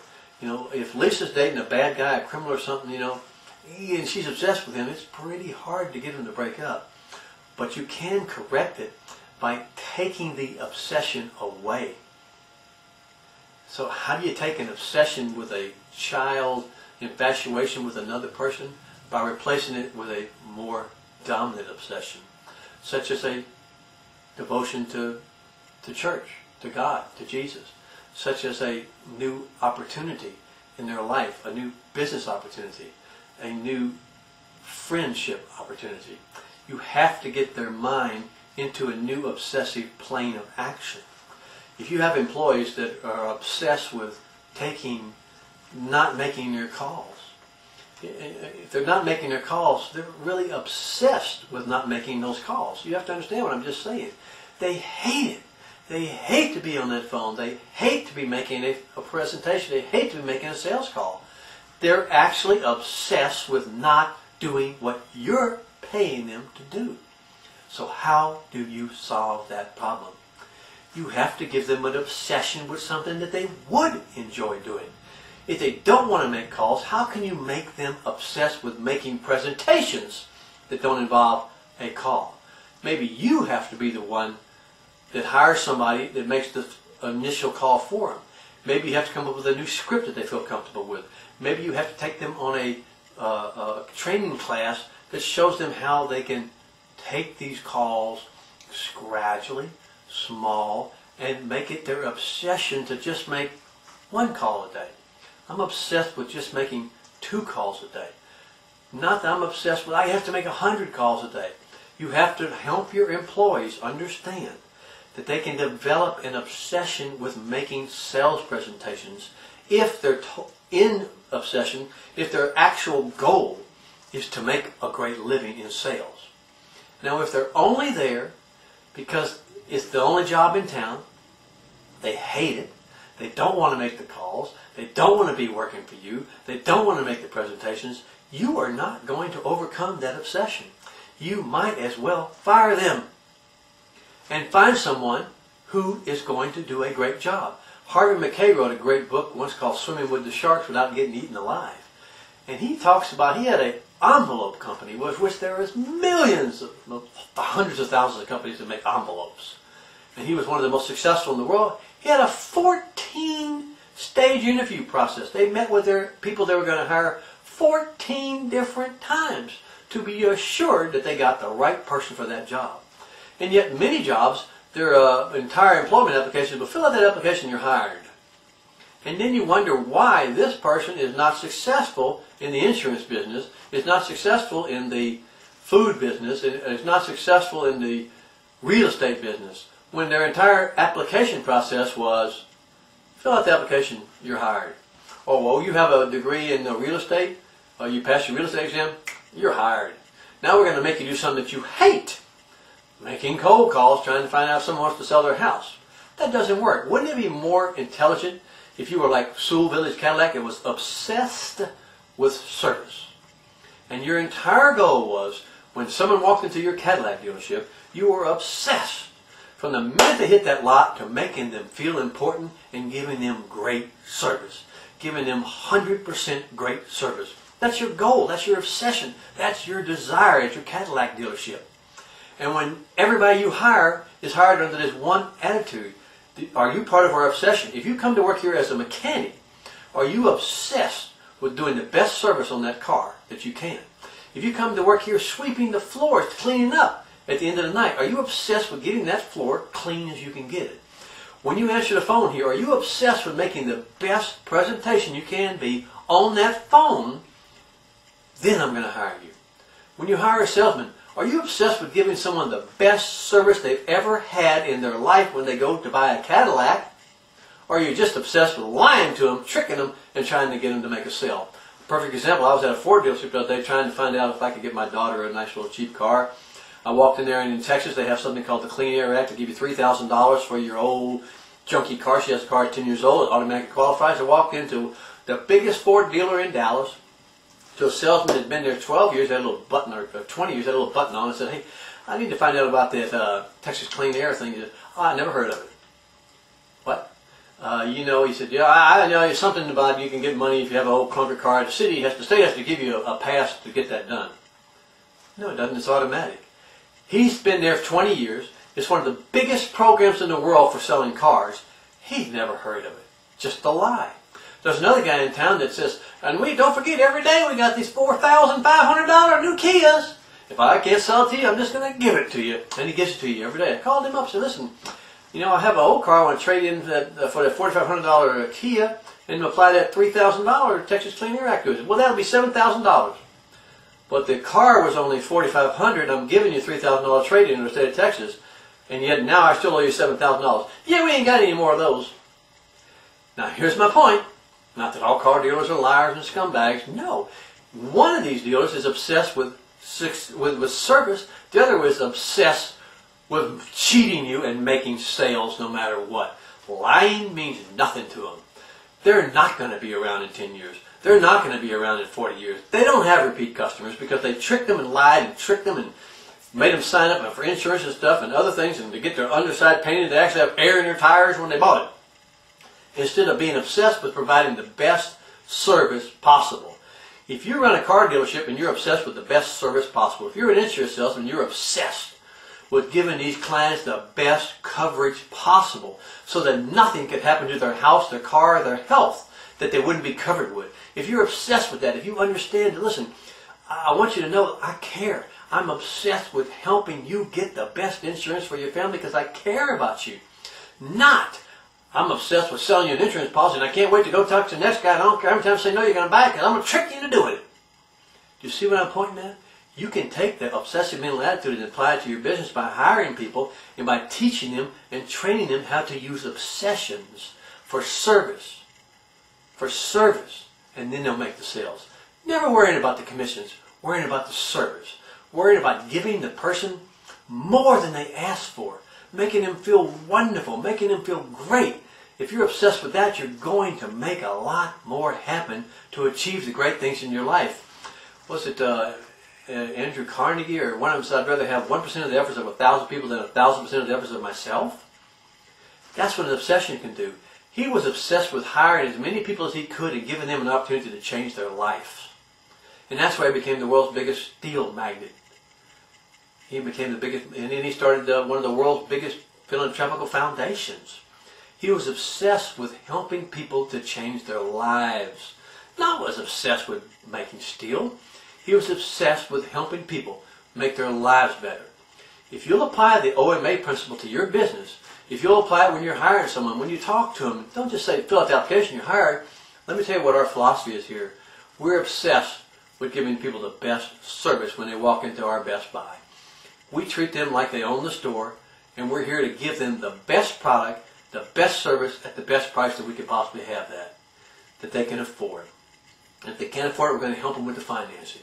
You'll have nothing but great employees that will do a great job because they'll also be obsessed with the service. And when they're obsessed with serving, when they're obsessed with service, you're going to have nothing but great things happen for you in your life and in your business. There's another guy in town that says, and we don't forget, every day we got these $4,500 new Kias. If I can't sell it to you, I'm just going to give it to you. And he gives it to you every day. I called him up and said, listen, you know, I have an old car I want to trade in for that $4,500 Kia and apply that $3,000 Texas Clean Air Act to it. Well, that'll be $7,000. But the car was only $4,500. I'm giving you $3,000 trade-in in the state of Texas, and yet now I still owe you $7,000. Yeah, we ain't got any more of those. Now, here's my point. Not that all car dealers are liars and scumbags. No. One of these dealers is obsessed with service. The other is obsessed with cheating you and making sales no matter what. Lying means nothing to them. They're not going to be around in 10 years. They're not going to be around in 40 years. They don't have repeat customers because they tricked them and lied and tricked them and made them sign up for insurance and stuff and other things, and to get their underside painted, they actually have air in their tires when they bought it. Instead of being obsessed with providing the best service possible. If you run a car dealership and you're obsessed with the best service possible, if you're an insurance salesman, you're obsessed with giving these clients the best coverage possible so that nothing could happen to their house, their car, their health that they wouldn't be covered with. If you're obsessed with that, if you understand, listen, I want you to know I care. I'm obsessed with helping you get the best insurance for your family because I care about you. Not, I'm obsessed with selling you an insurance policy and I can't wait to go talk to the next guy. I don't care how many times I say no, you're going to buy it because I'm going to trick you into doing it. Do you see what I'm pointing at? You can take the obsessive mental attitude and apply it to your business by hiring people and by teaching them and training them how to use obsessions for service. For service. And then they'll make the sales. Never worrying about the commissions. Worrying about the service. Worrying about giving the person more than they asked for. Making them feel wonderful. Making them feel great. If you're obsessed with that, you're going to make a lot more happen to achieve the great things in your life. Was it Andrew Carnegie or one of them said, I'd rather have 1% of the efforts of 1,000 people than 1,000% of the efforts of myself? That's what an obsession can do. He was obsessed with hiring as many people as he could and giving them an opportunity to change their life. And that's why he became the world's biggest steel magnet. He became the biggest, and then he started one of the world's biggest philanthropical foundations. He was obsessed with helping people to change their lives. Not was obsessed with making steel. He was obsessed with helping people make their lives better. If you'll apply the OMA principle to your business, if you'll apply it when you're hiring someone, when you talk to them, don't just say, fill out the application, you're hired. Let me tell you what our philosophy is here. We're obsessed with giving people the best service when they walk into our Best Buy. We treat them like they own the store, and we're here to give them the best product, the best service at the best price that we could possibly have that they can afford. And if they can't afford it, we're going to help them with the financing. You'll have nothing but great employees that will do a great job because they'll also be obsessed with the service. And when they're obsessed with serving, when they're obsessed with service, you're going to have nothing but great things happen for you in your life and in your business. I know a man in Dallas in a band called Bill Tillman. Bill Tillman always gives his best when he performs. I've never seen him perform where he didn't give his best. I've seen him perform in front of thousands of people that were screaming and he worked his tail off. I've seen him perform in front of 15 people and he worked his tail off. He worked just as hard in front of 6 as he worked in front of 2,000. And that's why he is a successful person and in a great band and is going to continue to be a successful band leader and songwriter and singer. He is obsessed with doing the best. A great actor or someone who's obsessed, doesn't matter who's in the crowd, does his best work all the time. You know, his obsession to be great is not just to be great in front of 2,000 people. His obsession to be great is to be great in front of 6 people. Think about the other people who have become successful at what they did and what they did to get the way they, and how they got that way. Do you think they got that way because they maintained a positive mental attitude? Do you think they got that way because they maintained a positive mental attitude? Or was it because they kept pursuing their goal and their obsession no matter what obstacles got in the way? Likely or not, they faced a number of failures and rejections along the way. And yet they refused to let these negative efforts make them quit. They learned from them and they stiffened their resolve and they moved on, but they never quit. They never stopped trying until one day the opportunity finally knocked at the door and they were ready to meet it. They were obsessed with being ready to meet it, and they were prepared when it came, and they achieved their success. Obsessive mental attitude is the only formula for success that works every time. It is the power used by all of those who have become successful in their lives. I have spent most of the last 25 years researching the lives and the forces of some of the most successful people in the world, and found that what they all have in common is that they were obsessed with their work. They were obsessed with becoming successful. I spent years researching the proponents of the PMA and their success theories such as affirmative thinking, EST, positive thinking, possibility thinking, seed faith, and dozens more. And all of these success theories are great for getting the reader pumped up and positive, but they never cause the reader to take the actions necessary to achieve their success. It is simply impossible to achieve success by following positive mental attitude programs that don't keep you positive long enough to achieve it. If the positive mental attitude books worked, why are there so many of them? If the first one you read gave you the correct story, the correct scoop, why wouldn't everyone who read it be rich? There would be no reason for another positive mental attitude book to be written. If one of them worked, then that'd be all that needed to be written. You only need one book that tells you 2 plus 2 is 4, it works, and so forth and so on. Positive mental attitude books, there are thousands of them. There's hundreds of thousands of them. There's hundreds of thousands of people that go to lectures. And they all just use a little bit different approach, but the same philosophy. What you need to see successful is a positive mental attitude. But my entire point is that positive mental attitude is impossible to achieve and maintain. You can't stay positive. OMA is entirely possible to achieve and impossible to lose. If I showed you the power of success that was impossible to achieve and maintain, and then I showed you a power of success that was easy to achieve and impossible to lose, which one would you actually choose to follow? Yet thousands of people continue to pour money into positive mental attitude that doesn't work. If I can get you with this book to find out what your obsession is in your life, you will not need to read another book ever. You will not need to attend any lectures, buy any tapes. You'll have an obsession. And once you're obsessed, you will possess. Nothing will be able to stop you. Let me equate the plethora of PMA books to something I'm very familiar with, the study of Zen, because of my martial arts background. First, let me point out, I study Zen because of my martial arts background. I'm a master in martial arts, 10th degree black belt, author of 42 books and 35 DVDs, but I am a Christian. I believe in Jesus Christ and the truth of His salvation. I study Zen for the martial arts aspect because it really helps you to control and calm your mind. But almost every book written about Zen says this: Zen cannot be transmitted with words. Words are like cow dung. The written, even spoken word is an illusion, a dream, worthy of nothing. And yet there are probably 5,000 books written on Zen by Zen scholars who make sure that you get the point that all the books on Zen are worthless.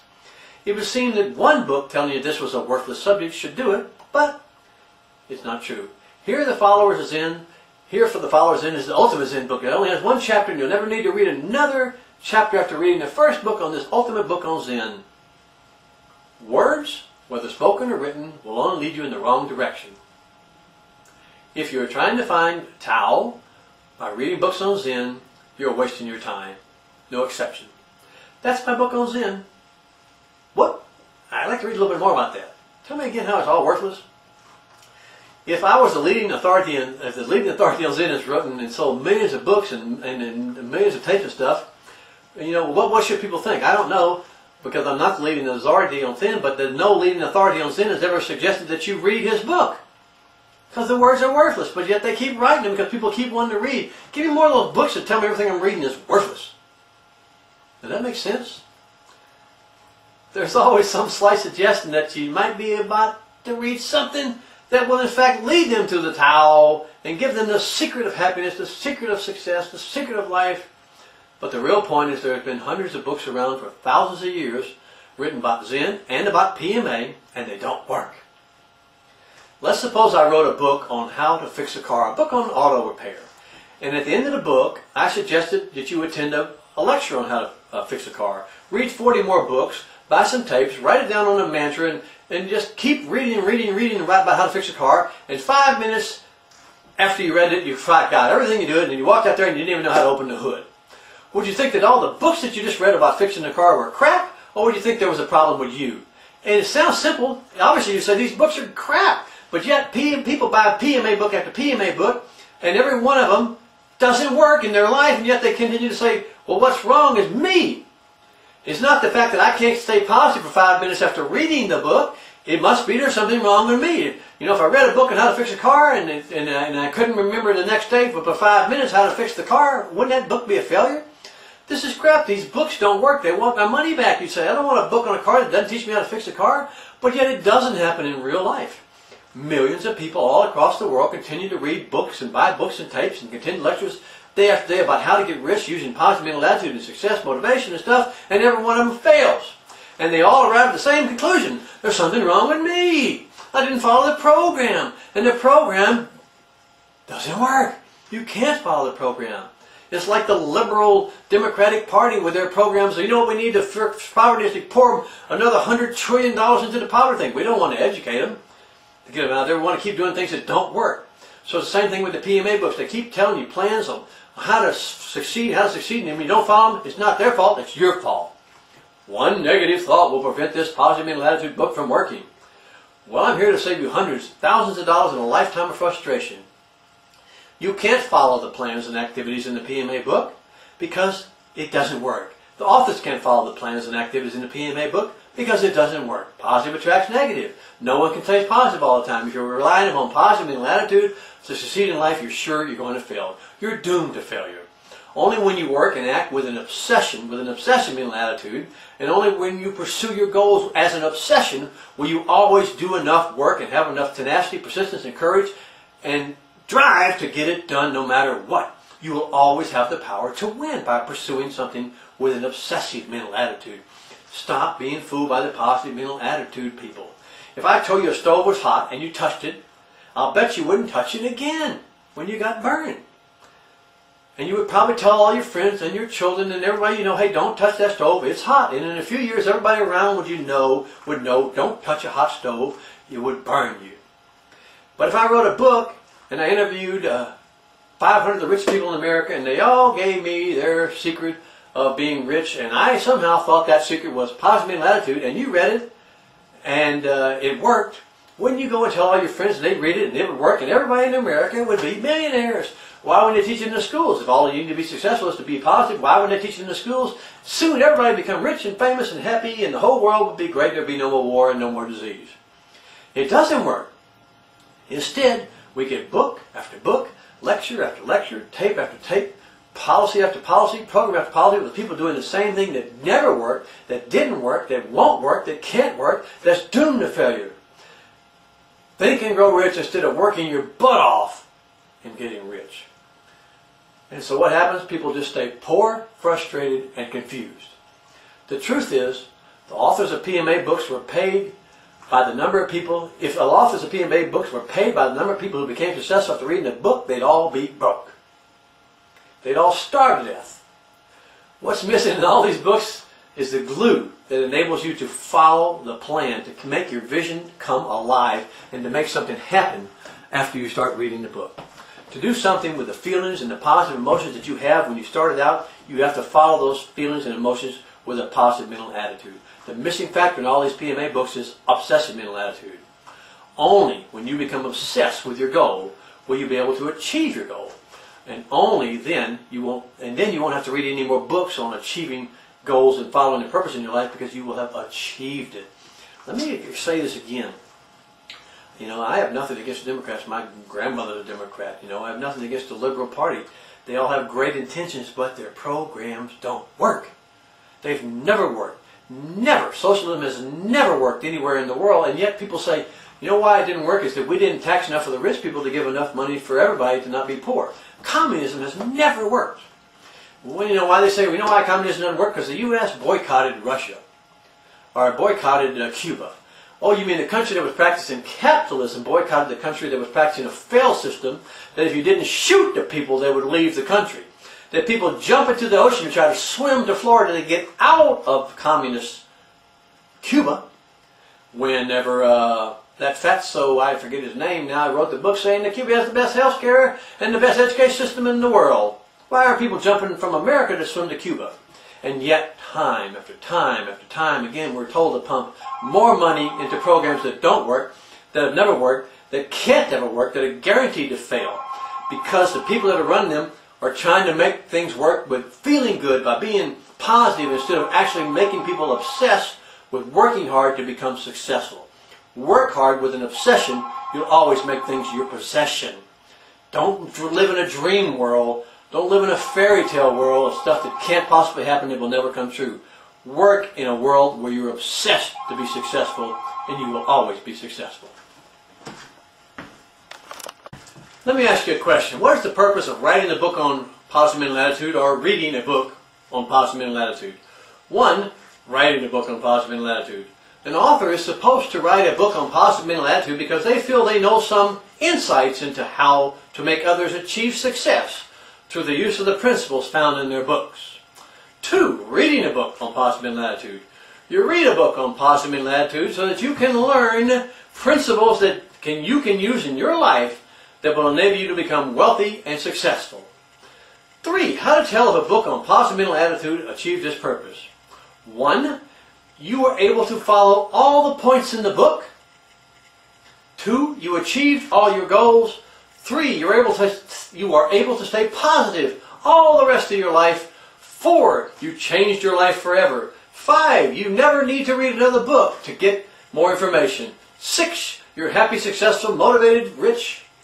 And seven, why are you reading this book? Because the PMA book you just read failed. How to tell if you're reading the book that failed? You're reading this book. Or you're watching this tape.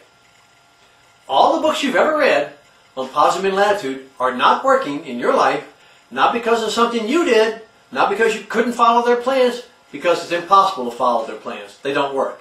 It's like reading a book on swimming. The test comes when you jump into the water. It does not do you any good to be inspired by amazing stories of people who can swim, because you'll drown when you jump in the pool if you actually don't know how to swim. PMA authors seldom cause death, but unfortunately they do cause frustration, fear, failure, and despair. Readers keep reading them, hoping, praying, and dreaming, and then wondering what's wrong, and they wonder why they can't become rich and successful after reading their 100th book. You only have to read one book on obsessive mental attitude, and when you get your obsession, you'll never need to do anything else about it. You'll never need to read another book on positive mental attitude. Your obsession will control your life, and you'll achieve the goals and desires that you have made an obsession. You probably will have the time, and most certainly the desire, or you won't have a desire to waste your time reading books on PMA or something else, because you'll have a vision that you're following because you're obsessed with pursuing your vision. Let me translate that for you into the real world. You read my book on OMA. Now you are obsessed with getting a job working for John's factory, selling weed eaters. You sit down and write a plan of action that's very simple. I will get this job selling weed eaters or I'll die trying. You decide that you need to educate yourself more about weed eaters, and you spend the next 3 weeks at the library reading, taking notes, and finding out everything you can about weed eaters. You hawk your golf clubs and buy the best suits you can get to make the best appearance in the interview when you go to arrive at the interview, and you arrive early. And you sit in the lobby and you wait. You don't eat, sleep, or drink, or do anything but think and study and worry and think about weed eaters. You are obsessed with getting this job. When the interview comes, you make your best obsessive speech. You tell them if you're not hired, You'll do anything. You'll work for him for free for 3 years just to get the chance to get a weed eater job.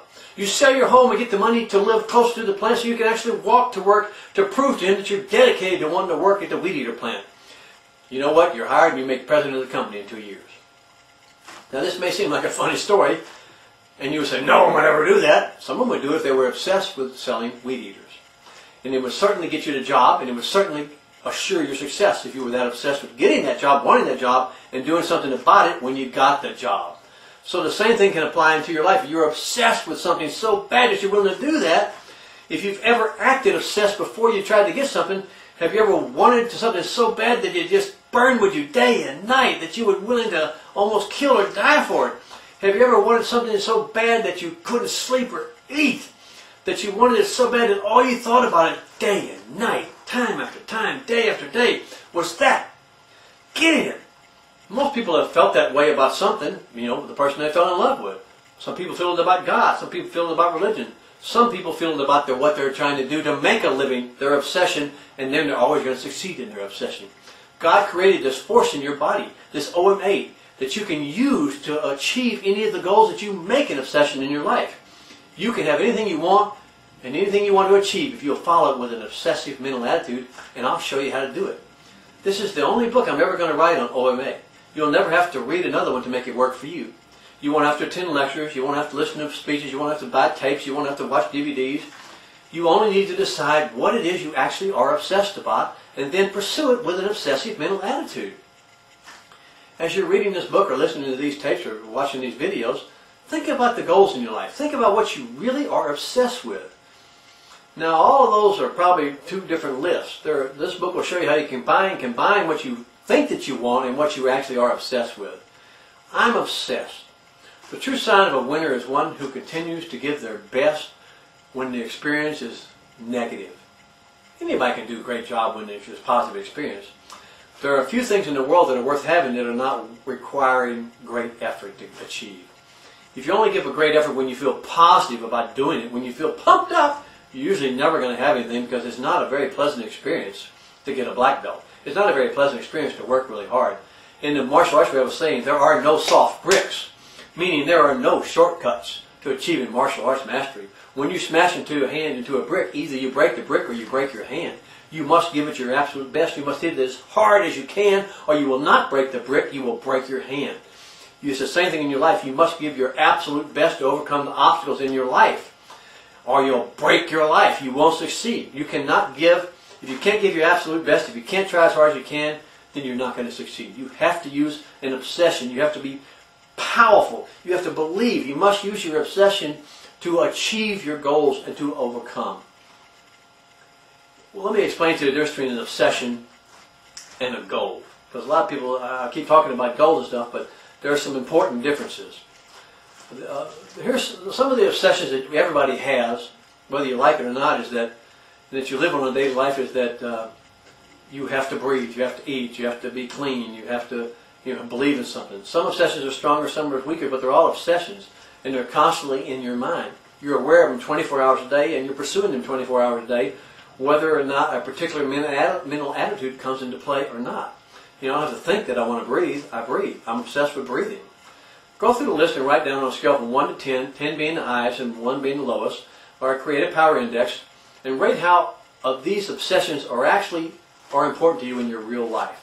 Think about it. Don't just and begin to realize what exactly you are obsessed with, and also rate on a loss index how much you would suffer if you didn't have this obsession, or if you didn't have what you wrote down as one of your goals. I'm going to give you some few examples, and you can follow along and see if you get the idea. Go through the list and write down a list of your goals. The things that you think that you can achieve because you just thought about it. Conceive and achieve, the PMA goals. Next, rate how important these goals are to you in your actual life, and how much pain, suffering, and sorrow you're willing to occur if you don't get these goals, or to achieve these goals. Exactly how important are these goals to you? Are they important enough to be put into the obsessive group? So you got the obsessive power rating and the lost power rating. So you're going to make a little chart over here, the obsessive power rating, a lost power rating. You're going to write down what you think is important. Is my goal of making $1 million an obsession, or is it just a goal? You know, is having a nice car an obsession or a goal? Is eating a goal? Do you want caviar? Do you want furs? Do you want a great education? Do you want to live in a mansion? Do you want fame and fortune? Do you want to be on a television show? Do you want to make $1 million? Do you want to live to be 100 years old? You know, write down all the things that you think that you want, and then you're going to find out pretty quickly those are just little things I wrote on a piece of paper. Those are not things that I'm willing to give my life to achieve. Those are not things that I'm willing to devote whatever time is necessary, whatever is required to making it happen. How important is driving a Mercedes to you? How important is having your hair? How important is having good teeth? How important is your job to you? You know, how important are your children to you? Some of these are pretty obvious. Those are obsessions in your life. My children are vitally important to me. I would give nothing to hurt them in any way. You have to remember that the goals are not obsessions. Just because you wrote them down, don't forget that PMA stuff. It's not going to make it something that you're going to work hard enough to achieve. You will never possess something that you didn't make an obsession in your mind. You have to make it as important to you as your very life itself. You are obsessed with it. And you have to tell people that you're obsessed with it. The secret to actually getting your goals to become obsession is to make them an obsession in your mind. You can't just make them a PMA dream. So let's talk about how do you develop a new obsession. You know, we've all learned that it's possible to develop a new obsession, but how do you do it exactly? Refer to my chapter I've written on everyone wants to be rich, but no one really wants to work hard to do it. Or I like to call it the get-rich-quick schemes. The Midnight Millionaires. If you're reading this book to learn the mental secret of success that will enable you to pursue your vision of being rich, you must be able to understand that your vision of being rich is just a dream unless that is an obsession in your life that you're going to be rich no matter what. Then it's more than just a goal to be rich. When it's an obsession, you'll do anything that comes to your mind or comes to possibility to enable you to achieve your desire to become rich. The actual physical activities that are required to achieve your goal of being rich will never occur because you're only trying to pursue them with a positive mental attitude. You have to define how much money you want, how hard you're willing to work, and what you're willing to do for it with an obsessive mental attitude, not with just, every day and every way I'm going to get richer. It doesn't work. You also have to have a job that can make you rich. I don't care how fast you dig that ditch, you're only making $6 an hour. So you want to be rich. Here are your guaranteed steps to be rich. It's just not good enough to say you're going to be rich. Let's say you want $10 million. Put it down on a piece of paper. Write down $10 million. Every day say your affirmations. I'm going to make $10 million. I'm going to make $10 million. I'm going to make $10 million. And you must use daily visualization. Put a picture on the wall of $10 million. Make a boat. Put a picture of the boat on the wall. Every day look at it and pray to it and go, oh, I'm going to make $10 million. I'm going to buy the boat. Stay positive. Keep thinking it. Don't let any negative thoughts. Don't let anybody deter you. Rah, rah, rah, great! Except 99% of the people that read that and do that don't get rich. Why is that? Because they weren't pursuing their dream of getting to be rich with an obsessive mental attitude because it's not an obsession with them. It's just a little goal they wrote down like the goal to be handsome. You just can't do it by writing it down and hoping it'll happen. You have to actually work for it, and you're not going to work to become super rich and famous if it's not an obsession. I got to get you to understand that. 99% of the people who think they want $10 million will be completely happy with $100,000.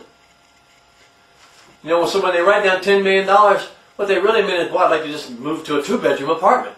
When they write down, I want to drive a Cadillac and live in a big, have a Porsche and all that, they'd be really happy with a new SUV.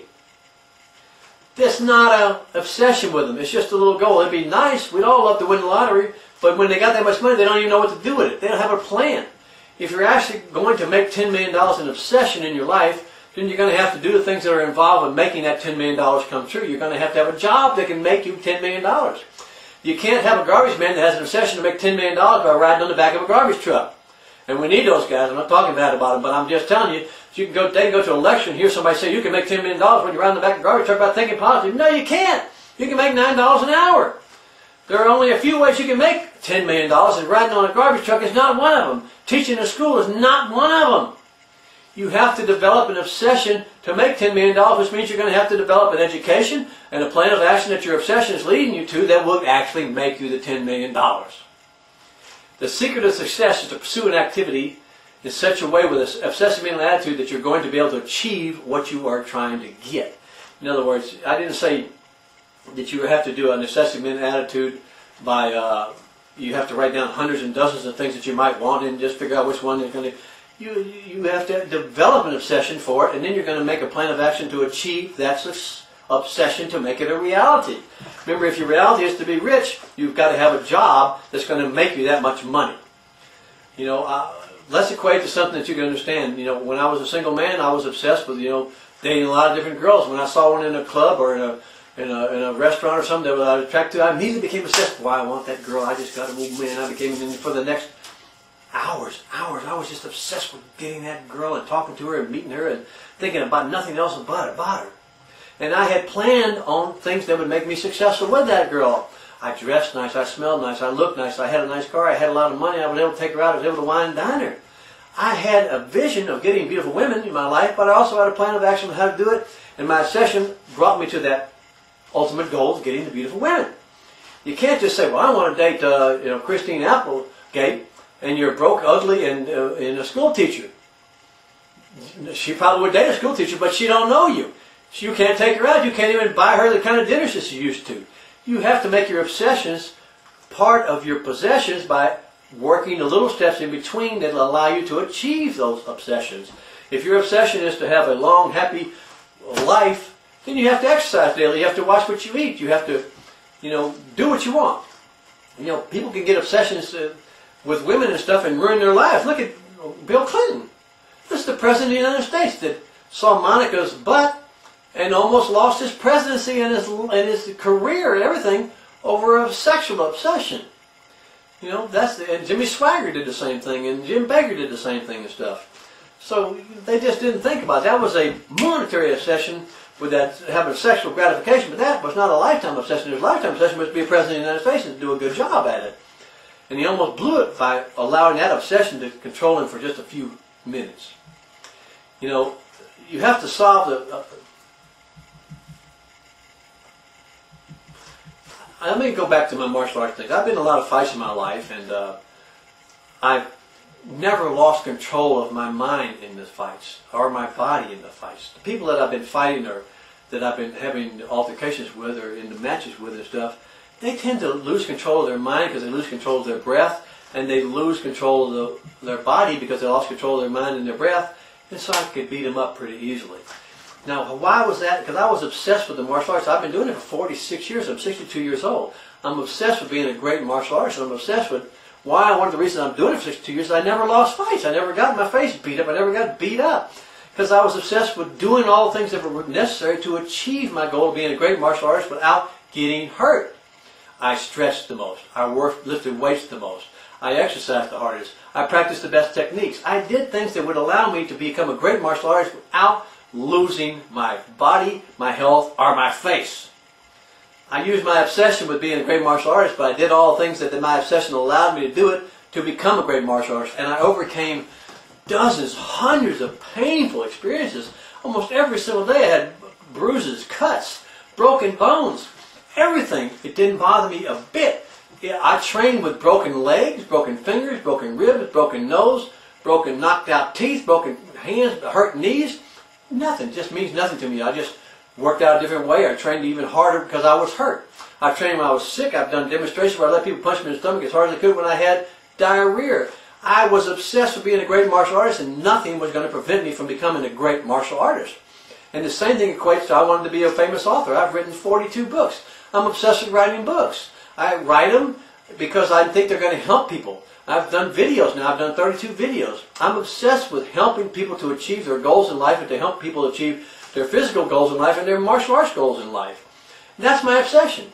I'm not obsessed with being a billionaire. What I'm doing is not going to make me $1 billion. But I realize that. I realize that my obsession is to help people, to train people. My obsession is not to make $1 billion. If I was trying to make $1 billion, I'd have to come up with a scheme that I could get tons and tons of people to buy stuff from me that they're not going to get any benefits from. Not that people that write books and do videos are giving you stuff that's not being a great benefit, but there are people that would sell you stuff that's not going to work. I mean, let's get back to the PMA. These guys keep giving Zig Ziglar and them keep telling you, man, yes, I'll meet you at the top, meet you at the top. He never met nobody at the top. If he did, he pushed them off so that he could be the only one at the top. No one wants competition. So I hope you're getting the point now how you can use obsessions to become more and more prosperous in your life and to achieve your goals. Hello, this is Grandmaster Ted Gamdell. I want to tell you that the Dallas Cowboys are a perfect example of an obsession. You know, there's been a lot of reasons put forth by the Dallas Cowboys are always winning. They haven't been winning the last couple of years, but I'm going to talk about it when Jimmy Johnson came in after the Tom Landry era. And some say that Jimmy became a winner because of great talent like Troy Aikman and Emmitt Smith and Michael Irvin and stuff. And some said it was because he had a great coaching staff, and some said it's because he had a great owner and he had a great people around him and stuff. And all those are true, but the big point that they're missing is that they had an attitude of the Dallas Cowboys. The Dallas Cowboys are obsessed. The entire team is obsessed with being a winner. Jerry Jones is obsessed with being a winner. Troy Aikman was obsessed with being a winner. Michael Irvin was obsessed with being a winner.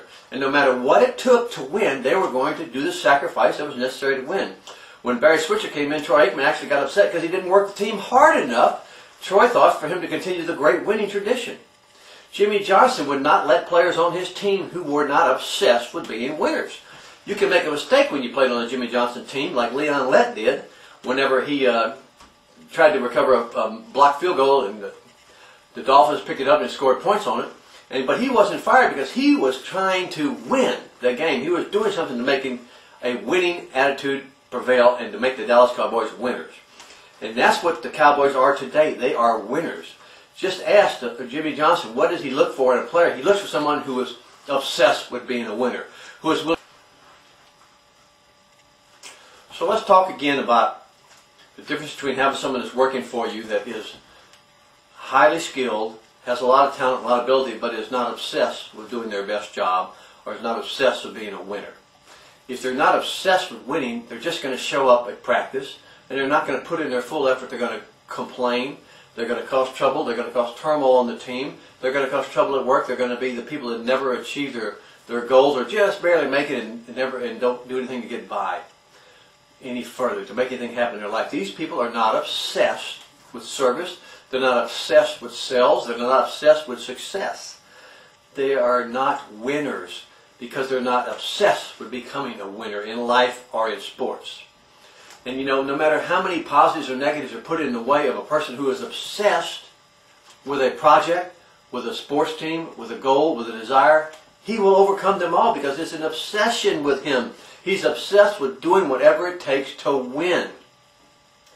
My son was a state champion wrestler, and he worked his butt off to be a state champion wrestler, and he refused to lose. He only lost 4 matches in his entire wrestling career in high school, and he worked his butt off to make sure that he would win. If he ever lost a match, he did everything that he could possibly do to overcome that while he lost, and so he would not have it happen again. He was obsessed with winning wrestling matches. And that's what you have to be if you want to be successful in your life, if you want to be successful in your business. You have to be obsessed with doing the best that you can. And the only way you're going to do the best that you can is to have an obsession about it.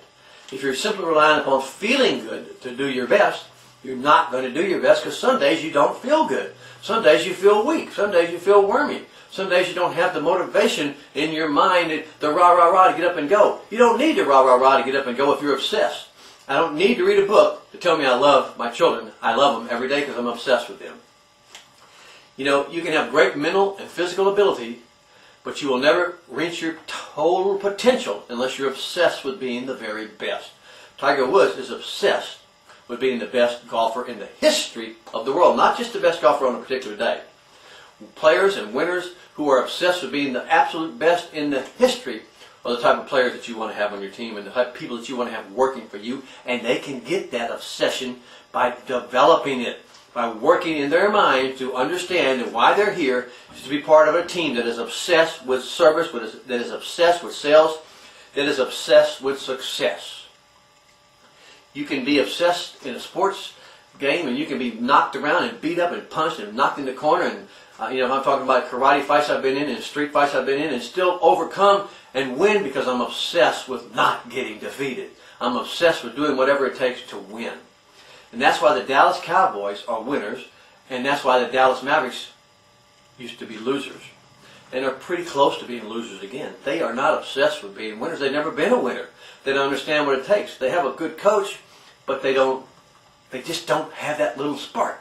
Kobe Bryant has that spark. He's obsessed with winning another championship to show Shaq, to show the world. You know, they can do a great job of coaching and playing, but unless someone puts in the extra effort that obsession will allow them to have, they're not going to go to the next level. When you're obsessed, you'll put in 100 extra foul shots every day. You'll work 24 hours a day to assure that you do not lose again. Jimmy Johnson was so obsessed with winning, he does not even have a pet. He has a fish because he doesn't want to be distracted by anything at home. He doesn't want to pet anything at home. He wants to think about the game and about winning the game. That's what it means to be obsessed with winning. Think about it. If you want to win in your business, you must have the exact same attitude about making the appointments, making the sales, and servicing the buyers. If you want to build a winning team at your corporation, you have to stop looking for people who are positive, smart, and hyper, and start hiring people who are obsessed about your business, your product, and your company, and who are obsessed with giving the best service to every single client. You know, you can't be positive all the time, but you can be obsessed all the time, obsessed with success, obsessed to possess what you want. And that's what you have to look for when you run a business, and when you run a sports team, or when you have a company. You want to hire people who are obsessed with working for you. What's wrong with trying to stay positive and being a positive type of person all the time? Nothing. You know, but it's not necessary to be a positive person all the time to be able to do a great job, or to even be able to do a good job. You know, just try to stay positive all the time is impossible, because you've already learned that positive attracts negative. So sooner or later you will not be positive. You become less and less positive, unless you, of course, recharge your batteries every day, and depending upon your charger, you might have to say positive statements once a day, twice a week, once every few hours, once every few minutes. But the problem with trying to stay positive all the time is relying upon feelings about whatever you're trying to do instead of relying upon your obsession to make you do it. If you can't do a great job when you're slightly negative or completely negative, you probably can't do a great job when you're slightly positive or even completely positive. You can't let feelings be the determining factor in whether or not you're going to be a success in your job, your work, or your sport. The same thing applies to a positive person. Do you know anybody who's up all the time, who says positive things all the time, who always compliments you about being positive, and that's great, and this is great, and that's wonderful, and this is great? But most people just can't do that for the reasons we've already outlined and we stated before. And more importantly, it has nothing to do with the actual work that's being done. Unless you rely upon only doing your best when you feel great, then that's the reason that you have to stay positive. But you have to do your best when you don't feel great to do a great job. The fact that I say positive things and look positive has nothing to do with how I actually perform my task at work. And more importantly, it has nothing actually to do with the actual task itself. Either the task, your job, your goal is an obsession, or it is not. If it is not an obsession, regardless of whether you approach it from a positive or negative point of view, you will not give it your best and keep at it until you get it no matter what. If your goal is an obsession, you are much more likely to act as a positive person. And in that, you will probably tell everyone that you are going to do it no matter what the cost, no matter what the time, no matter what the effort. If your goal is an obsession, you can still do it even with a negative attitude, which is something you're probably going to have about half the time. When your goal is physical, like winning the gold medal, you might be very positive about winning the gold medal, and you might love to skate, but sooner or later, getting up at 5 a.m. and working 5 hours a day becomes a rather negative experience. And the only way that you will do what's necessary to win the gold medal is if you are working with an obsession to win the gold medal, not working with a positive attitude. What really matters most in the real world is what kind of work you actually do, not the attitude you have while you're doing it. Yes, we'd all rather work with a positive type of person rather than a negative type of person. But we would not care at all if we were with an obsessive type of person. If you are working with an obsession, the positive and negative people around you don't even get noticed unless they are trying to stop you from achieving your vision, or unless they can help you to achieve your vision. That's the way it is with an obsession. That's the way it is with a dictator. And that's the way it is with major corporations. It is that way in sports. It is that way in the real world. What matters is what you do, not how you feel about doing it. It is, however, vitally important that if your vision requires other people to help you, you try to do your best. And of course, you will automatically do it if you are operating under an obsession. You have to work as a team. To only have people who are desiring to be positive around you, and a great coach or a business leader, well, they'll tell you it's very hard. You must do it with them, but also you must do it with what you have and try to instill in other people your vision and your obsession. Jimmy Johnson of the Dallas Cowboys was totally obsessed with winning. He would only use players who were obsessed with winning. And then, and only then, would the players put in the extra work and pay the extra price he demanded that they make to become actual winners. Negative players have some of the same ability that a positive player or an obsessive player could have, but they will never work as hard as the obsessive player. And so they had to go. That's why Jimmy Johnson was a winner, and it's not because of the talent he has on the team, even though he insists on getting the best talent. The players who leave the Cowboys and go to a losing franchise will suddenly find out that they are not the miraculous great players that they thought they were in their mind. They're going to find out that Jimmy Johnson's obsession with winning was one of the reasons they became winners. The great players on the Cowboys were that way in part because of the great leaders on the Cowboys, like Jimmy Johnson. You can make mistakes if you're trying to do your best to succeed. Just ask Leon Lett. Do you remember Leon Lett? He fumbled the ball, he tried to pick up a kickoff that was blocked, a field goal that was blocked, and he fumbled the ball and was not fired, but yet Mr. Richards was cut before the playoffs because he was not trying to do something that would help the team to win. It's only in the wishful dreams that everyone walks around singing, joyful at work, and doing their best job day in and day out and staying happy all day long. No way. It's actually true in the real world too, in the real world of children. And it is true because children have one definite obsession: to have fun, to play, to laugh, to enjoy life. They only get upset when you try to take away their obsession with things that bring them joy, like TV, candy, naps, playing. But let me hasten to ask you, if a child can make their joy their obsession, so can you. If a child is happy all the time, so can you be happy all the time, by making happiness your obsession. You know, you don't just have to have an obsession with being a billionaire. You can have an obsession with being a smile-heir, someone who makes people happy, someone who brings joy to the world. And that is a great obsession to have, an obsession to serve your fellow man. So what's the real mental secret of success? You know, everybody wants to be successful. Everybody wants to enjoy their life. Everybody wants to provide for their family. Everybody wants the best, but not everybody gets the best. Millions of people live their life in poverty or near poverty, while only a few people enjoy true wealth and success, and even happiness. So what's the true secret of success? What's the secret that enables one person to prosper in the exact same location and another person to perish? Is it your sex? Is it your age? Is it your education? Is it your environment? Is it your parents? Is it your race? Is it your intelligence? Is it your physical appearance? No. None of these things have ever been proven to be necessary for success. People have prospered who came from the ghetto, as well as people who came from prep schools. Why you are where you are in your life right now is because of the obsessions controlling your life. Why you are right now in your life is not a result of luck, of the environment, of age, of sex, of education, of color, of height or weight, or any outside influence or any physical influence.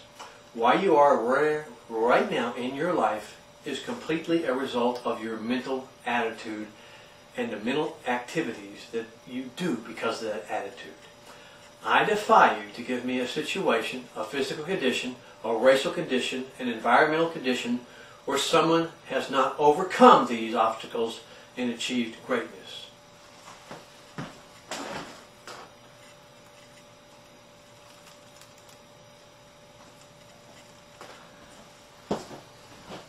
There are few people that are born rich and few people that are born talented, but there are billions of others who have exactly the same conditions to overcome and succeed that you have. I defy you to show me one physical condition that has not been overcome to achieve greatness. Helen Keller was blind, deaf, and dumb, and became a great famous author and person, inspiration to millions. Franklin Roosevelt was crippled. Milton was blind. Beethoven was deaf. Edgar Allan Poe was a drug addict. Freud was a cocaine addict. Stalin had a deformed hand. Henry Ford was almost illiterate. Edison didn't finish high school. Mother Teresa was short, didn't speak the language, and didn't have a penny to her name. George Washington Carver was a poor black man. Martin Luther King was a poor black preacher. Madame Curie was a woman. Colonel Sanders founded Kentucky Fried Chicken at 70 years old. Almost without exception, every great person has overcome incredible obstacles of impossible conditions and duration and achieved their greatness. This was only possible for these people because they used the power of their particular circumstances and their mind, their mental power, the mental determination that they had to do something that no one thought they could do, the mental determination to succeed where no one had ever done it before, the mental power to reach new heights, to build new projects, to develop new programs, to create empires. It was their mental attitude that allowed them to become great people and to succeed. And it is the only mental attitude that will allow you to succeed or cause you to fail. It is only a mental attitude that is keeping you where you are right now. And if you're relying upon positive mental attitude, you're not a success. There is not one condition you are presently in that is a result of anything but your mental attitude towards it and your activity that is caused by that mental attitude. There's nothing stopping you from studying 12 hours a day except you not doing it. There's nothing stopping you from working 16 to 18 hours a day except your mind. There is no condition you find yourself presently in that you could not change if you used your full mental power to do something about it, and you did something about it by using the power of your mind. If you decided to attend college right now, and you made it an obsession, you would find a way to attend college.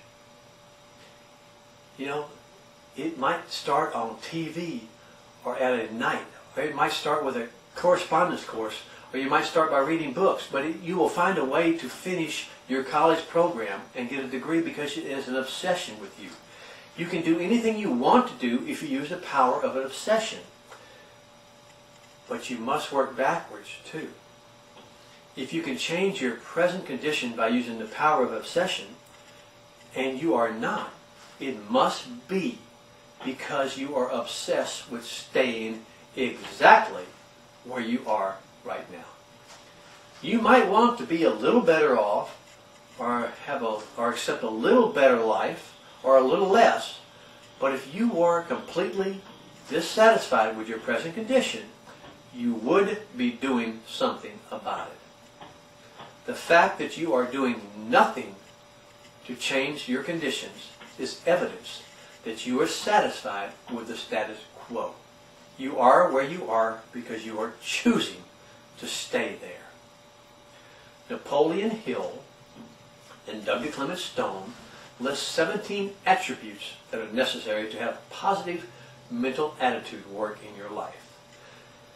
They go on to say that one must practice these attributes daily If you ever miss a day, then your PMA, your positive mental attitude, is in jeopardy. 17 different things you must do a day. Doesn't that seem to be a little self-defeating already? I have trouble doing 3 things in a day. Doing things that are good for me sometimes, much less 7 things that I don't enjoy and have never been proven to work. Yet Napoleon Hill and Clement Stone, in their book Think and Grow Rich, do consider these things to be not too much to ask, or in fact, they suggest that you try to do the 17 things, and if you're still not a success, it's perhaps you have not done the combinations correctly needed to emphasize one or other area. Now you have 17 things to do in 17 particular orders and do them in right combinations to be successful. Sort of sounding like winning the lottery, isn't it? But the most amazing thing is that I don't need to do any of these 17 things to have an obsession about my work, an obsession about my son, an obsession about my Jesus. I don't need to do any of these things to have an obsessive mental attitude about a beautiful woman. I can assure you there is nothing I would not do for my son. There is nothing I would need to do or say or practice in order to wish and keep him at the top of my priorities for success. It's because I have an obsession with him. You can develop an obsession about anything that you really want in your life and start doing it and following it right now. You are where you are right now because of the obsessions that you are following right now. Positive mental attitude slogans and the subconscious. Let's talk about subconscious assimilation, which Napoleon Hill insists no other method known will allow you to keep your mind positive. Subconscious assimilation. And this is what he means. He's talking about subconscious assimilation of positive slogans repeated day and night for dozens, hundreds of years. And yet after 48 years of reading and studying books on PMA, I can't keep my mind positive for more than a few hours at a time. And you can't either. I guess I need to chant and practice and do my positive assimilations more and more.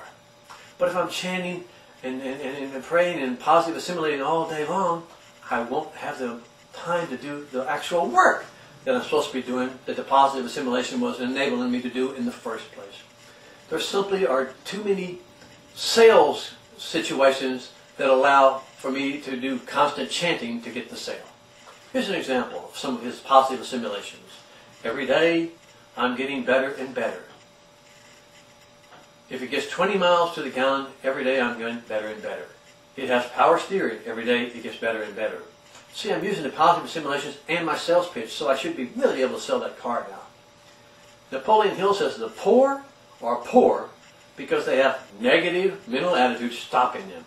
Now, that sounds okay, and it seems to mean that if they applied positive mental attitude to getting out of the ghetto, they could do it. But in reality, it is terrible, for it really means that they can think their way out, feel their way out, instead of working their way out. The poor do not sit around all day thinking negative thoughts. They mostly think positive thoughts. They think about having nice cars and nice clothes and being rich and having the things that they want. But that thinking does not cause them to take any actions to get up and get to work and do something about it. Only when the poor develop an obsession to get out of the ghetto will they do the work that will enable them to get out and make something happen. It is a crime. It should be a crime to tell the poor that they are poor because of their thoughts. That what they're thinking, they could get out of poverty just by thinking themselves out. That what they do all day is wish and dream about riches, but this is not good enough. I doubt very many successful people visualize money all day long and having things like the poor people do. They're thinking about their work, where the poor people are thinking about the money. It's sort of a convoluted thing there. You know, the poor people are thinking about having money, but the rich people are thinking about work, and that gives them the money. Positive mental attitude says, when you get the man right, you'll get the world right. And they say that 99 out of 100 people do not have a clear picture in their mind of what they would like to be. A vision. A vision is not positive mental attitude. A vision is obsessive mental attitude. Arnold Schwarzenegger had a clear vision of winning Mr. Universe when he was only 16 years old. Arnold operated under an obsession for bodybuilding. And he overcame incredible negative mental attitude to do it. You're constantly undergoing terrible pain when you bodybuild. It's very much a negative thing. And if you're doing bodybuilding with a positive mental attitude, you will achieve your success as a bodybuilder. There's only one thing you have absolute control over: your attitude.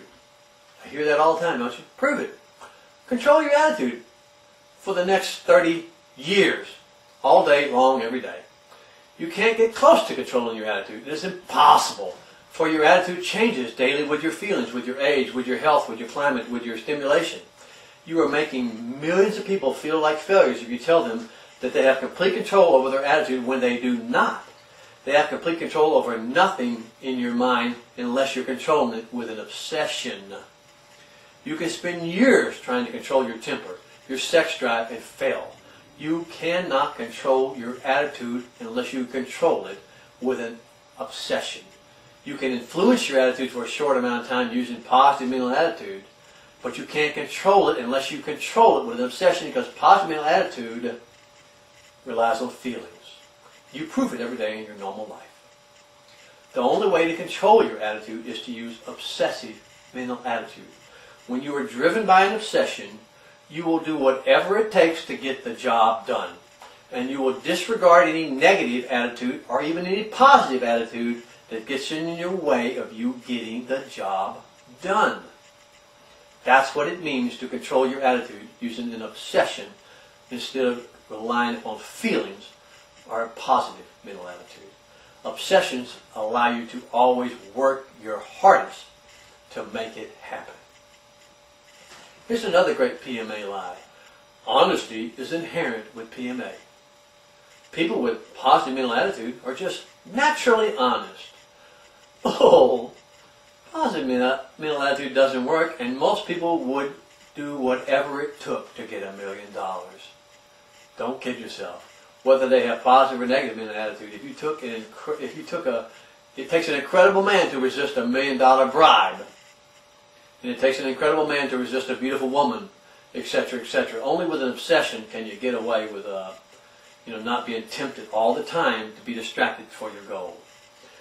The PMA people are saying that nothing is impossible to the man who keeps trying with positive mental attitude. Nothing is impossible because the man keeps trying. That means if he keeps trying, he's not doing it because he has a positive mental attitude. He's trying because he has an obsession. Because you're not going to stay positive all the time. You keep trying with an obsession, not with PMA. I just got to get you to understand that. Feelings don't make you try nothing.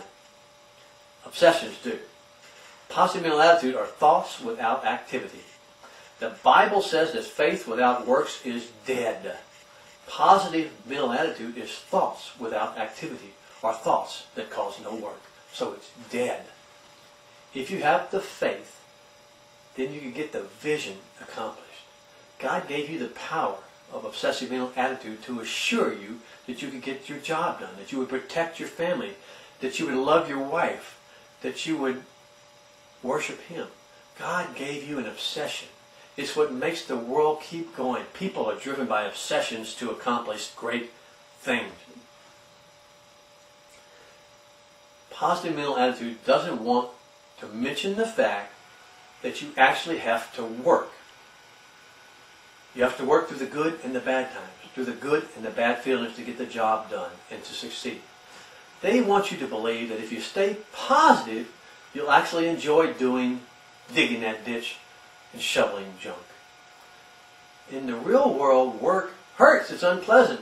Very few people have a job they just love to go to unless they're going to a job that they're obsessed with that will lead them to their goal. I'm not trying to make you a workaholic, but when you get an obsession, you will become naturally a workaholic and comfortable about doing all that is necessary for you to achieve your obsession. I'm obsessed with a son. It's not work when I play with him. I love him. Napoleon Hill and Clement Stone believe in extrasential perception, and that medical event, that a medical phenomenon that causes something to happen by thinking. You know, ESP. And yet they're trying to tell you to think and move a pen. You can't do that any more than you can think and move a mountain. You work and move a mountain. You move your hand and move the pen. They're trying to make you a midnight millionaire, a mental millionaire. One of the biggest problems with PMA is that it is the most effective program late at night when you're tired and weak. When you're alone and you don't have any negative thoughts and influences around, then you can sort of read that book and get pumped up and go to sleep and dream, I'm going to wake up tomorrow and get after it. I'm going to be rich.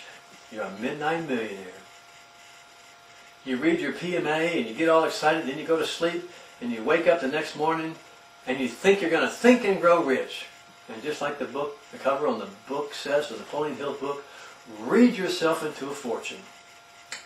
You know, I work out with Mark Cuban, who is worth $6 billion. He reads books to learn something that will apply to his work so he can make more money. He doesn't think it's luck. He doesn't think it's ESP. He thinks it's hard work and brains that got him this $1 billion. He's obsessed with making things the best. He's obsessed with achieving his goal. You know, the next day after reading these PMA books and the real world hits you, bam, like a ton of bricks, and you just don't feel like doing it. But Napoleon promises, whatever you want in life, you can get it just by thinking about it. Prove it. The only power that will ever make you get up the next day and get going is the power of obsessive mental attitude. The power to persist and insist till you get what you want. Not feelings. Negative attitudes are contagious. That's really not so. In fact, they're repelling. No one wants to be near a negative person. No one wants to be near negativity. It beats them down. But with positive mental attitude, it happens the same way. If you're relying on getting things done by only the power of positive mental attitude, you're going to fail because you're going to fall short. It's only when you disregard the positive and the negative influences and use the power of your obsession that you'll be able to get going and keep going no matter what happens. Think about it, what some of you all know about children. Sometimes I'm happy, sometimes I'm sad, but I always love them. I'm obsessed with them. OMA makes you keep trying and persisting regardless of the positive and negative influences that you are getting.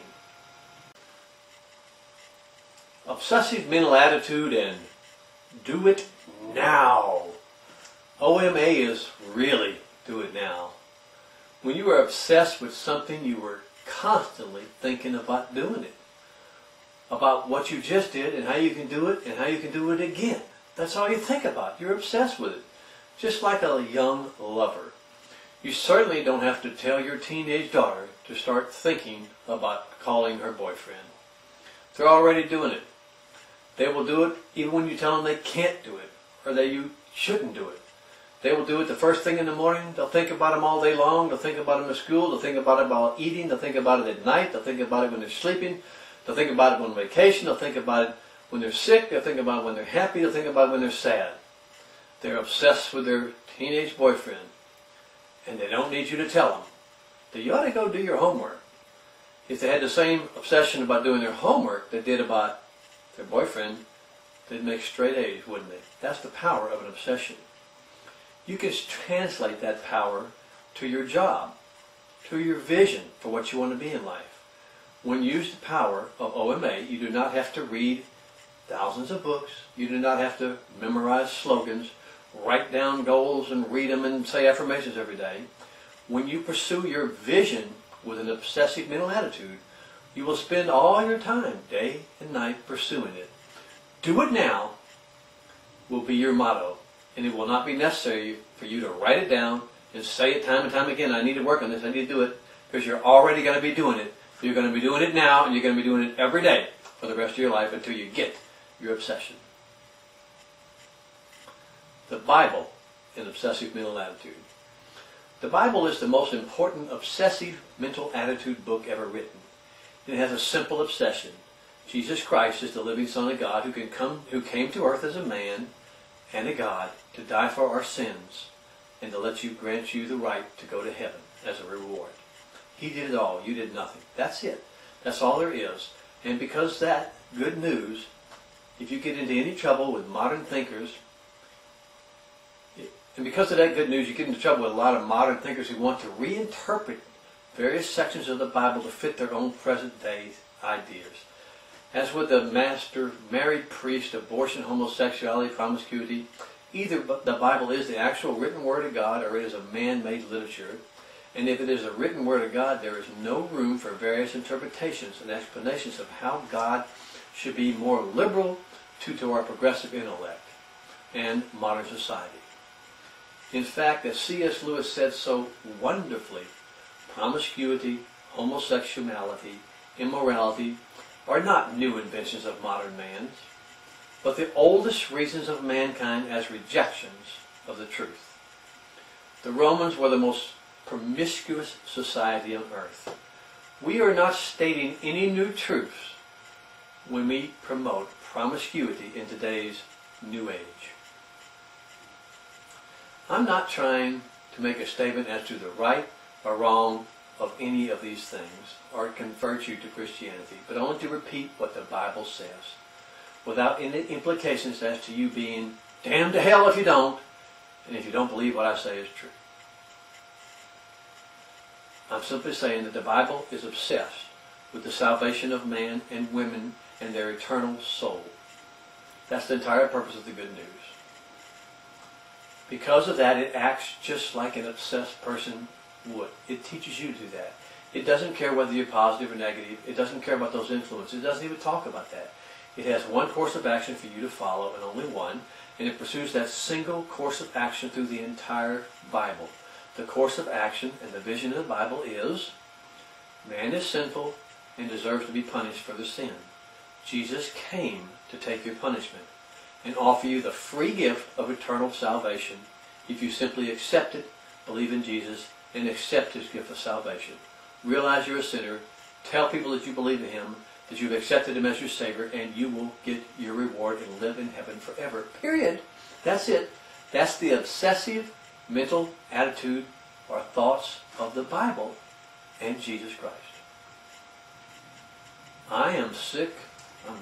For one person, I'm sick and tired of all the prosperity preachers, the love preachers, the money preachers, the motivational preachers. There's a guy that has 50,000 people at his church and who insists that the television and society is what's wrong and that the Bible is not what really matters. What matters is that God wants you to have money. And that's not what the Bible is teaching at all. Now comes the positive and mental problems of modern society. When they see OMA and the vision of the Bible, but they try to complicate it with the positive mental attitudes and positive suggestions they say, well, surely it doesn't matter that priests can't marry because God wouldn't be against homosexuals. God wouldn't want you to not have an abortion. God wants you to be happy. God wants you to enjoy your life. They try to interject their personal feelings, that's what PMA is, into the Bible messages, and when you reject their claims and say something negative about it, they say it's crazy, you're crazy. C.S. Lewis said it best. You can never argue with someone who is trying to change the Bible, for they will twist and distort all your efforts of logical argument. At one moment they will say the Bible must be interpreted completely literally, and the next moment they'll say the Bible is just a metaphor, and what that really means is not what God really meant it to say. It happens all the time. The obsessions of the Bible is the vision of God, and you simply cannot argue with God's.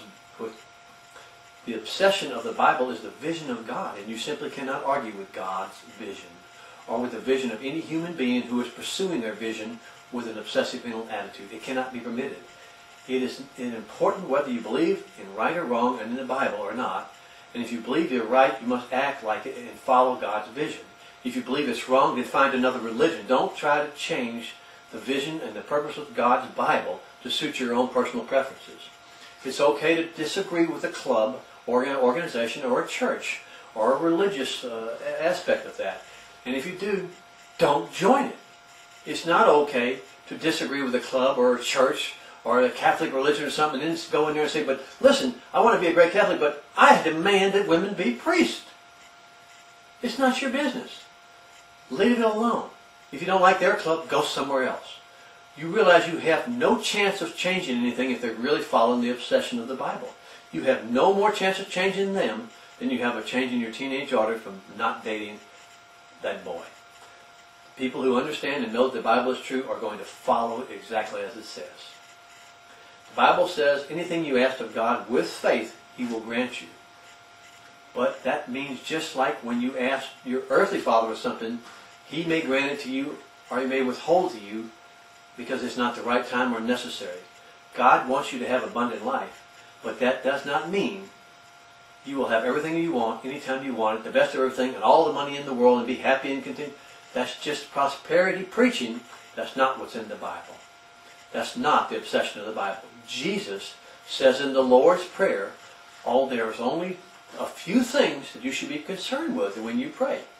Your daily bread, your forgiveness of your personal sins, the forgiveness of other people who have sinned against you, not to be led into temptation, and to be delivered from evil.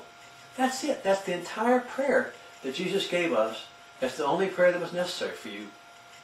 He didn't tell us to pray for wealth, prosperity, for a new job, for a new wife, any of that type of stuff. That's all He says you need to have. That's all you really need when you think about it. And when you ask God to give you something outside of any of these simple things He asked in the Lord's Prayer, you're asking Him to give you something that you actually do not need. Think about it. Norman Vincent Peale has some steps that will assure your success. And let me go through these with you. For 24 hours a day, only speak hopefully, no matter what your circumstances. Number one. Number two, now for 1 week, only speak hopefully, no matter what your circumstances. That's Norman Vincent Peale's Secrets of Success. Number three, now read the Bible and underline any statement of faith. Number four, now memorize them all. Number five, now either stop seeing your negative friends or change them to make them positive. Number six, never argue with anyone. And last but not least, number seven, pray. I think he should have started with pray and said it 7 more times, because that list is impossible to achieve. And one of the reasons you will not get the PMA he promises is because you can't follow all the rules that he required you to follow to get the positive mental attitude that he promised if you follow his 7 rules. So let's look at all the 7 rules that Norman Vincent Peale wants you to follow. For 24 hours a day, only speak hopefully. Try it. You try it. Try it. All day long, 24 hours, when you're not asleep, just speak possible. Just think the possible. Just say great things. Well, now, not many people can do that. Well, let's go to the second one. Now we have to do it for an entire week. I have a real problem doing something for an entire week that I'm not obsessed with. And I've only been studying and reading positive mental attitude books for 46 years. Perhaps I haven't read enough of them yet to be able to talk and think positive for an entire week. Number 3, read the Bible and underline every statement of faith. That'll take you about 3 months to 3 years, depending on how fast you read and how fast you can underline. I hope you have a great job during that time while you're reading it, while you're planning on staying positive, because the Bible is a couple thousand pages long. Now memorize them. Whoop! I flunked that one.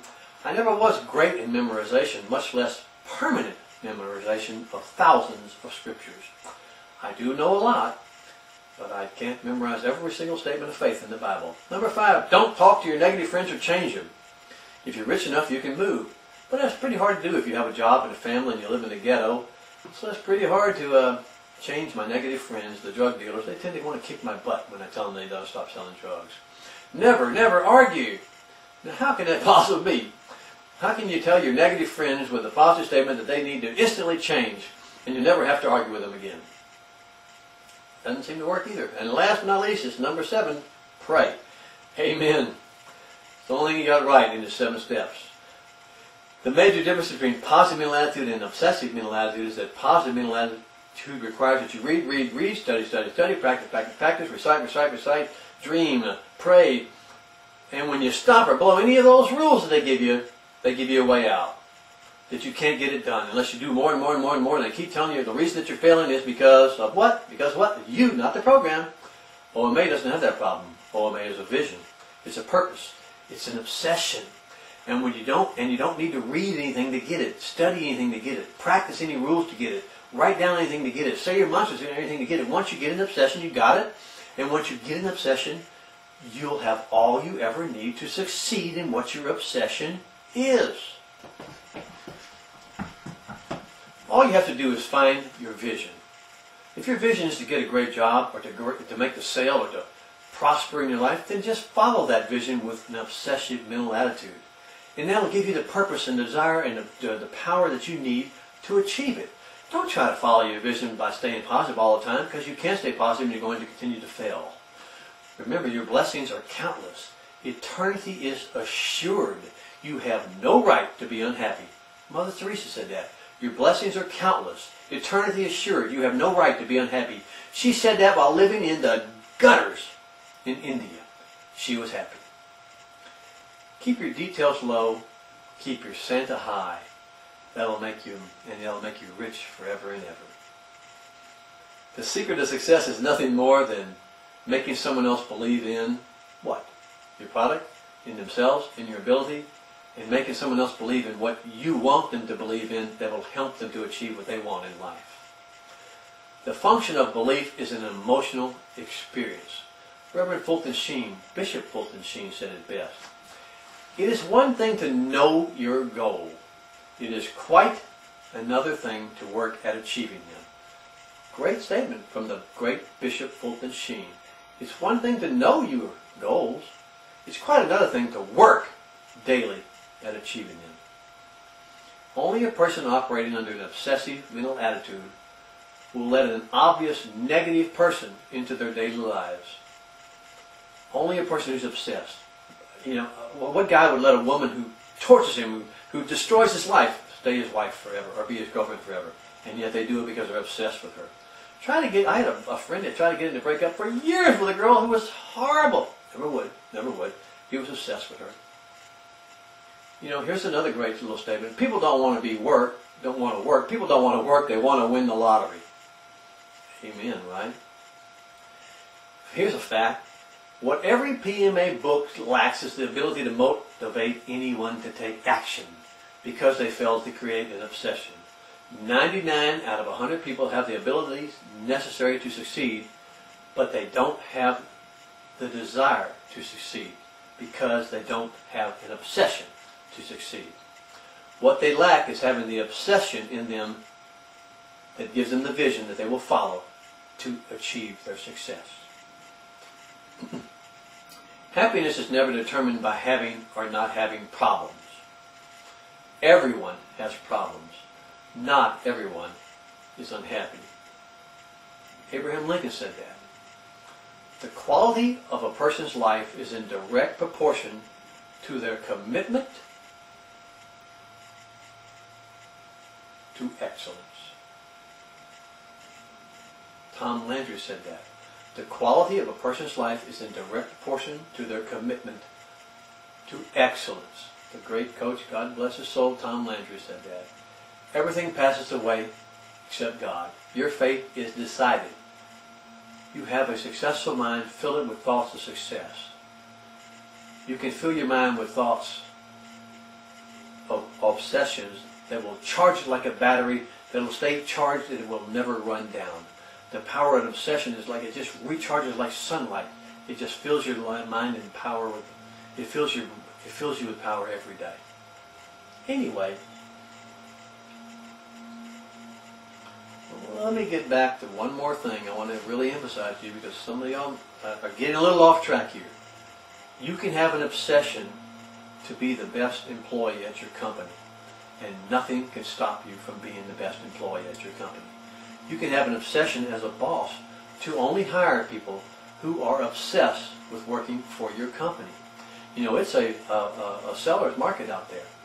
People are dying for a job. There's a big recession out there right now. People want an opportunity to make something of their life, and people want to follow a leader with an obsession for success. People want to follow a leader who is obsessed with the best, who wants to help them to achieve their best. If you're a businessman and you are obsessed with making your business not only just a success, but the best service, the best sales, the best of everything, quality, quality, quality, you are certainly going to be successful.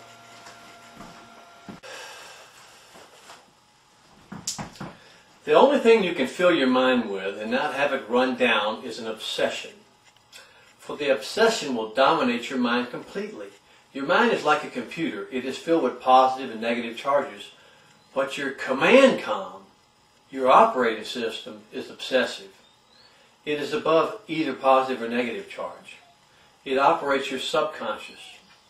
It's what makes you breathe. It's what makes your blood circulate. It's what keeps you alive. Obsessive mental attitude. It's not hard work that drains your energy. It's emotional upheaval. The opposite of love is not hate, but fear. No one has a money problem, but people have an idea problem. Think about that. The opposite of love is not hate, but fear. No one has a money problem. People have an idea problem. There are billions of dollars waiting for someone who can figure out a way for someone to make more money. Robert Schuller was once asked, "How old are you?" And he always replies, "Great!" Robert Schuller is often asked, "How you doing, Dr. Schuller?" And he always replies, "Great! I planned it that way." What the world does that mean? Why doesn't he say, "Tall! I grew that way"? Telling yourself you're great does not make you great, even if you tell yourself 100 times. Try it. Punch yourself in the mouth, punch yourself in the nose, slap yourself and say, "Great! Punch! Great! Punch! Great!" It's bull. The premise behind telling your mind you feel great when you actually feel terrible is the premise that you can trick the subconscious into thinking you feel great. And then your subconscious will actually make you feel great. I just don't buy that thinking. Let's investigate it and see if we can find out if it's true. Get upstairs! Let's investigate that premise. You can trick the subconscious with statements made repeatedly consciously. How much could you trick it? Can you make yourself grow taller, prettier, younger, smarter, stronger, happier? Can you make yourself fly? Where's the scientific proof that verbalization of a quality that you do not have will bring that quality around? Quality into your actual life. That sounds very much like Mom used to say when she would say, "Let me kiss it and make it well." It's psychological. It makes you feel good. Now we're back to that feeling. And remember, all PMA is just feel good. It's not work hard, it's feel good. Now I'm not saying that positive thoughts do not influence your mindset and they do not result in mental changes. I am saying that the same effort used to repeat the millions of positive slogans you have to say to keep on that positive flame would be a lot better served as working hard. It would be a lot better served if you worked hard. Instead of saying, "I feel great," work great. Instead of saying, "I feel great," work harder. Instead of saying, "I feel great," work harder. And you'll get a lot better results than just saying, "I feel great, I planned it that way. Hey, I worked really hard. I worked really hard, I planned it that way. I'm obsessed with making my job a success." It's very difficult to change your mind or to be a significant influence upon other adults. It's easy to be a true hero to children. Children, you can influence them. You can influence a generation. And when you influence a generation, you can control a decade. Children are no longer look at athletes as heroes, but they look at them as money makers, as athletic machines that they can emulate and make money. They learned long ago that these are not real people whose lifestyles you would want to emulate, but only money machines and athletic powers. And the only reason they have the athletic powers on the courts are so they can get a big check. I just can't tell you how crushed I've been since I hear of Tiger Woods' infidelities. This man was my hero, the greatest golfer ever lived, and he certainly let the world down. But I wish he would come back to golf. Most people want to be professional athletes because of the money, not because of the game. And that's why most people never make it. They don't have an obsession with being a great player. They have an obsession with making a lot of money. OMA people don't have goals. They have a destiny. They don't have a plan of action. OMA people don't have a plan of action. They have a vision. They don't have a list of things to do. They have things that they're actually doing. Work. What does that stand for? Work. Welcome obstacles. W. Welcome obstacles. O. Overcome problems. R. Refuse to quit. K. Keep on keeping on. None of that sounds like positive mental attitude to me. That sounds like someone who's obsessed with work, overcoming problems, refusing to quit, and keep on keeping on. That's an obsession. Work is one of two things. Personal efforts to make someone else rich, or two, personal steps that will make you rich. When you are obsessed, quitting is not an option. When you're obsessed with working to make yourself successful, you're going to have to help other people become successful. Remember, you can't get rich working alone and only making yourself money. You've got to show other people how they can make money, and that should be your obsession, to serve other people with what your product is, what your service is, what your job is, to help other people to achieve their dreams. Positive mental attitude, I like to call it the dreamer's drug, the 2-minute fix that you need more and more of. More books, more lectures, more training, more motivation to get the same result. And each time you take more and more and more, and you get less and less, just like doing drugs. I need more and more trying to get that same feeling in the head. I tried to get that same hype I had when I got into the Zig Ziglar concert, and then it's harder and harder and harder. OMA is the do-it drug. When you have an obsession, you can't wait to go do it. You can't wait to go help your children. You can't wait to get to work. You can't wait to play your sports. You can't wait to serve your fellow man. You're obsessed with helping people to achieve their goals, which helps you to achieve your goals. You don't need, you're more of a junkie than someone who's on drugs when you're obsessed with your job, with your profession, with your life, with your religion. You are going to succeed because nothing will stand in your way. Have you ever felt that way about a girl or a child or your wife or your job? Think about it. Think about it if you were obsessed with your job as much as you were obsessed with your children, with your family. You know, there are a lot of people who are extremely upset whenever you ask them to make a decision. And they insist on coming back with the money. These people are called, in the sales business, be-backs. We'll be back later and tell you what we're going to do.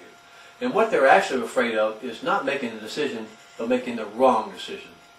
Sales is not pressure selling. Sales is the careful explanation of the product for the values and the benefits that will make this person's life better, and then closing funding for the money. There is not a sale without a close. Sales needs a close, and that's called taking the order. And order takers work at McDonald's. A salesman who doesn't get the order should be working at McDonald's as an order taker. Come on in and the others take your order. They make minimum wage. The salesman creates the desire for the order. He makes the order happen. He's obsessed with the services he's going to give this person, and as a direct effort of his obsession with the sales, he's going to get the money because he's providing a valuable service to the people. You know, I don't believe in be-backs because they don't come back. They don't come back. And if they do, they ruin the salesman for life. It's one of the cold hard facts of selling. The rules go 100% or less. If you are living on be-backs, you're not going to make a living at all. Here's an example of what that means in the real life. You run an ad in the newspaper with a circulation of a couple 100,000 people, and only 1% of the readers actually read your ad. And 1/100% will actually call to see what the job is about. So now we've got 100,000 possible readers, only 100 who actually read it, only one of those who might actually call you. So that's less than 1/10 of 1%. Out of that one that does call you, 50% of them really are not interested, and 50% of them say that they might be interested in my scheduling an appointment.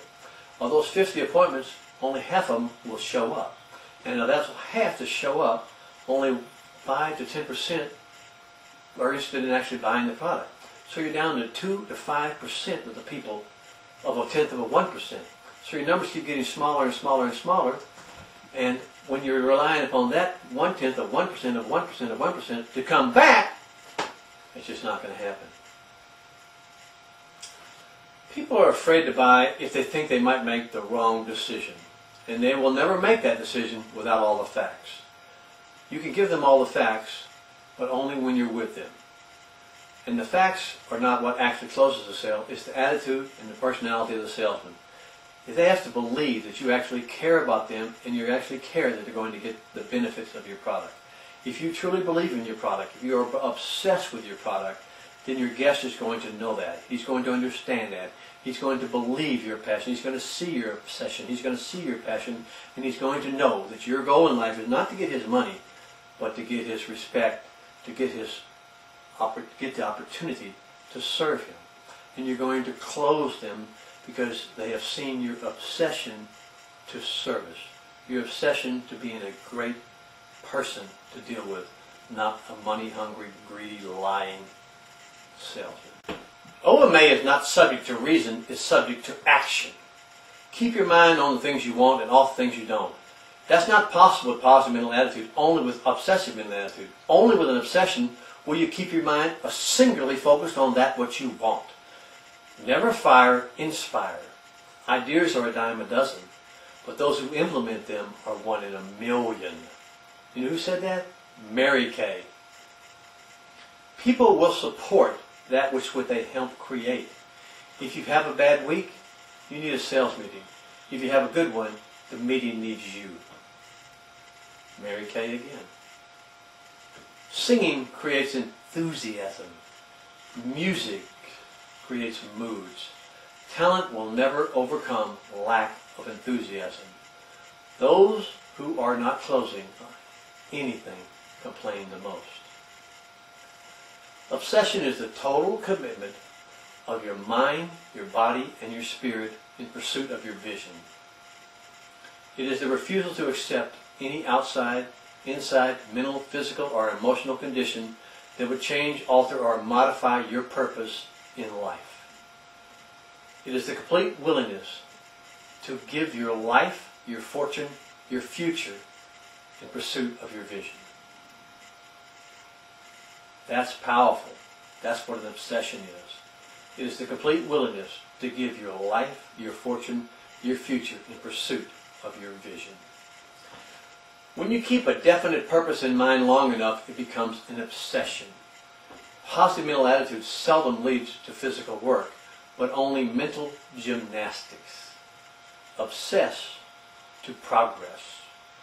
PMA cannot exist alone in your brain. It will always attract negative emotions. Whatever becomes your obsession will become your possession. OMA is not a hope, it is not a dream, but a keen, pulsating, dominating desire. Terrorists and patriots are both obsessed, or they could not do what they do. You don't blow up children because you have a positive mental attitude. And you don't kill another man because you have a positive mental attitude. You kill a man because you're obsessed with serving your country or your God. If you touch a truth, then you can use that to draw false conclusions for foolish and lazy people.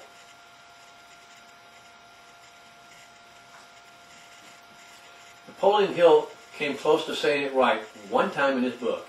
He says everyone wishes for money, but only desire with a state of mind that becomes an obsession will bring riches.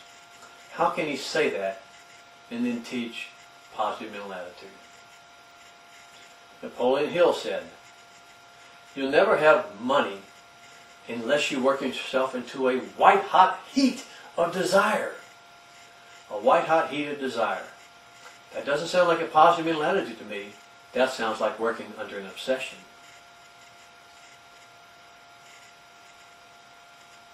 Napoleon Hill said, "There is nothing right or wrong which an obsession will not cause to become a reality." How can he say that when he teaches positive mental attitude? Obsessive mental attitude, even the pronunciation of the word is magical, for it is the same word used for the meditating power of concentration in the Orient. Obsessive mental attitude. Napoleon Hill said, "No ordinary desire can withstand the discouragement, disappointment, temporary defeat, criticism, and constant reminding of it being a waste of time. Only an obsession can." How can he say that and teach positive mental attitude? Napoleon Hill said, "Men who accumulate great wealth are always ruthless, cold-blooded, obsessed.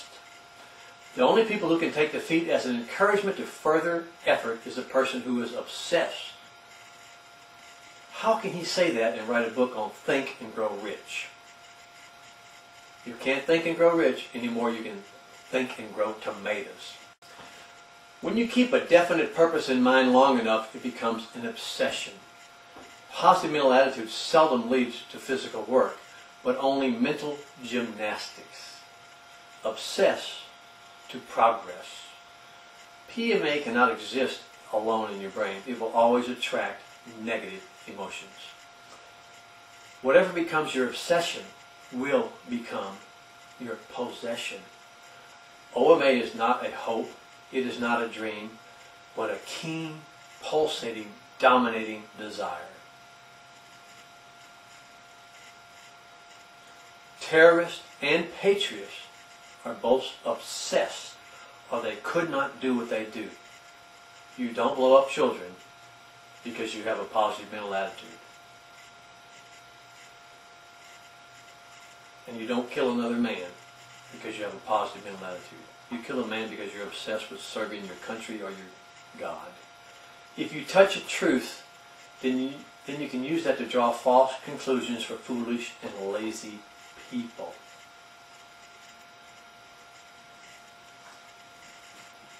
Napoleon Hill came close to saying it right one time in his book. He says everyone wishes for money, but only desire with a state of mind that becomes an obsession will bring riches. How can he say that and then teach positive mental attitude? Napoleon Hill said, "You'll never have money unless you work yourself into a white-hot heat of desire." A white-hot heat of desire. That doesn't sound like a positive mental attitude to me. That sounds like working under an obsession.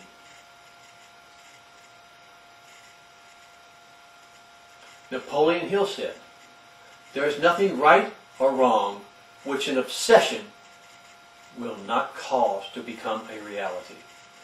How can he say that when he teaches positive mental attitude? Obsessive mental attitude, even the pronunciation of the word is magical, for it is the same word used for the meditating power of concentration in the Orient. Obsessive mental attitude.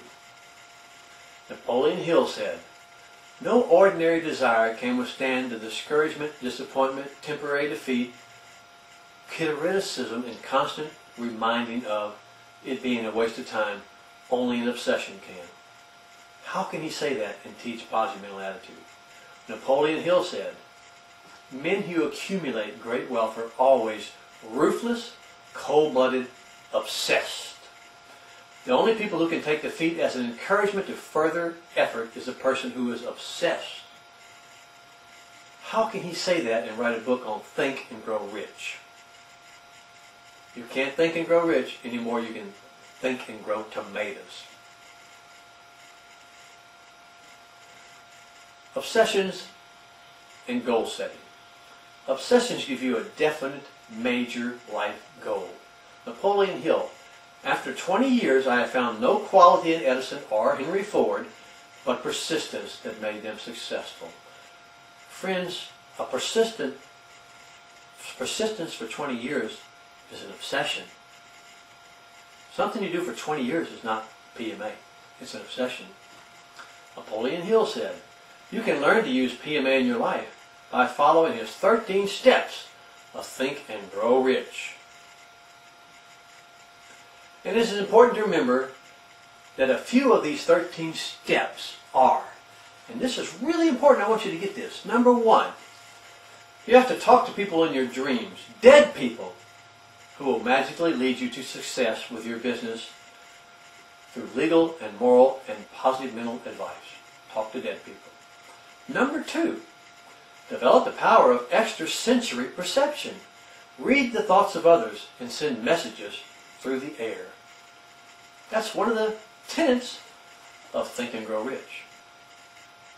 Number three, not only do you have to talk to dead people, develop ESP, you have to get a sixth sense where, according to Hill, you will be warned of dangers and notified of opportunities, just like the people at a horse race or witches. Number four, this is on page 215, develop the habit of voluntary rebirth of the brain, thus overcoming the handicap of birth due to the environment of ignorance and superstition. These skills are essential in developing positive mental attitude, and perhaps that's why so many people don't get the positive mental attitude after reading his book. They're just not good at talking to ghosts and getting telepathic powers and having visions. Remember, these are important parts of his book. To make sure you get the importance of these parts of his book, he wrote another book with Clement Stone called Success Through a Positive Mental Attitude, where Hill develops an entire chapter on how to learn to get extrasensory perception. And he suggests to use the guidance and leadership of Dr. Ryan when exploring the dangerous and unexplored world of psychic phenomenon. Now here's my point.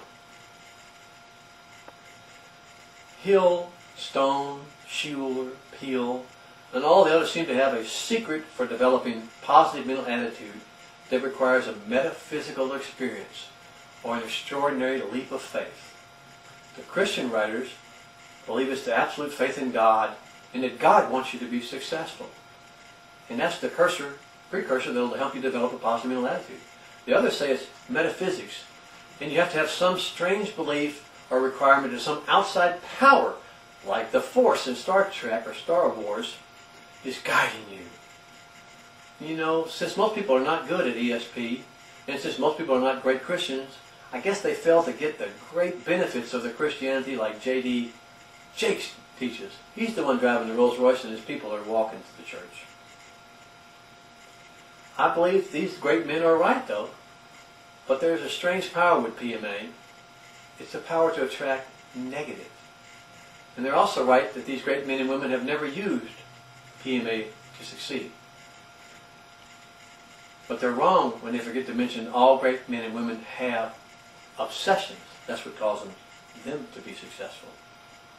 That all the great people who are obsessed with their vision to achieve their purpose, these are the people that succeeded. That OMA is not something you have to talk to ghosts to get, or send thoughts through the air, or be telepathic with. You don't have to believe in luck or magic. You don't have to defy the laws of physics.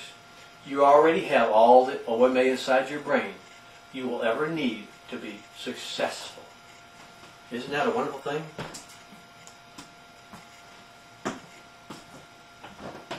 Here's another thing that PMA always tends to want to mention. Positive mental attitude attracts good luck.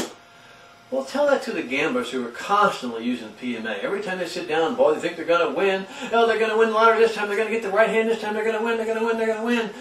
The harder I work, the luckier I get. That makes a little more sense. But the luckier I work, the luckier I get, the less I work. Let's see. Napoleon Hill lists 17 success principles that you have to use to be successful. No two ways about it. You have to use all 17.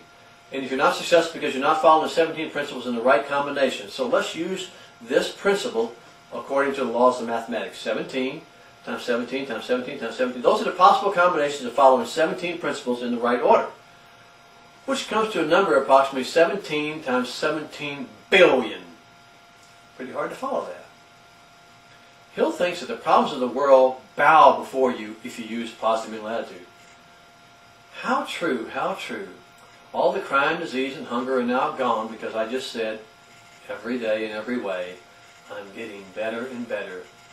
Now the Iranians are not going to develop the nuclear bomb. Napoleon Hill tells you that you have absolute control over your attitude. And just to make sure you understand you have absolute control over your attitude, he suggests you read 4 books that teach you how to use this absolute control.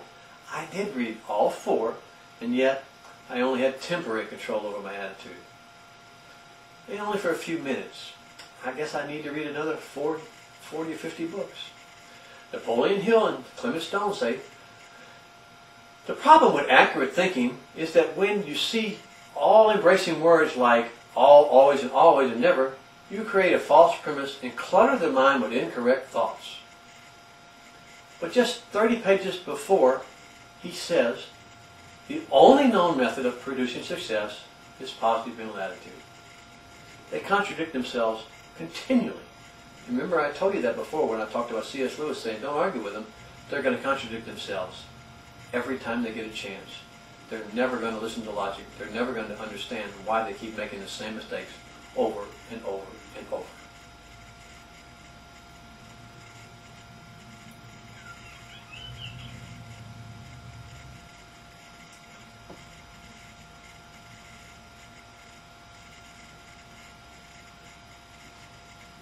Here's a great one from Napoleon Hill books and most positive mental attitude books. If your thoughts are of poverty, you will be poor. And that explains why 2/3 of the people alive in the world today are poor. It's not because there's no jobs or no opportunity. It's poor because they were thinking poor thoughts. It has nothing to do with the fact that they're standing in line for 3 days to get a piece of bread. They're living in a country with a dictator, no food, no liberty, no justice, no opportunity. It's because they didn't think positive thoughts. They were thinking negative thoughts. They were thinking, gosh, I'm hungry, instead of, gosh, I'm going to be a billionaire.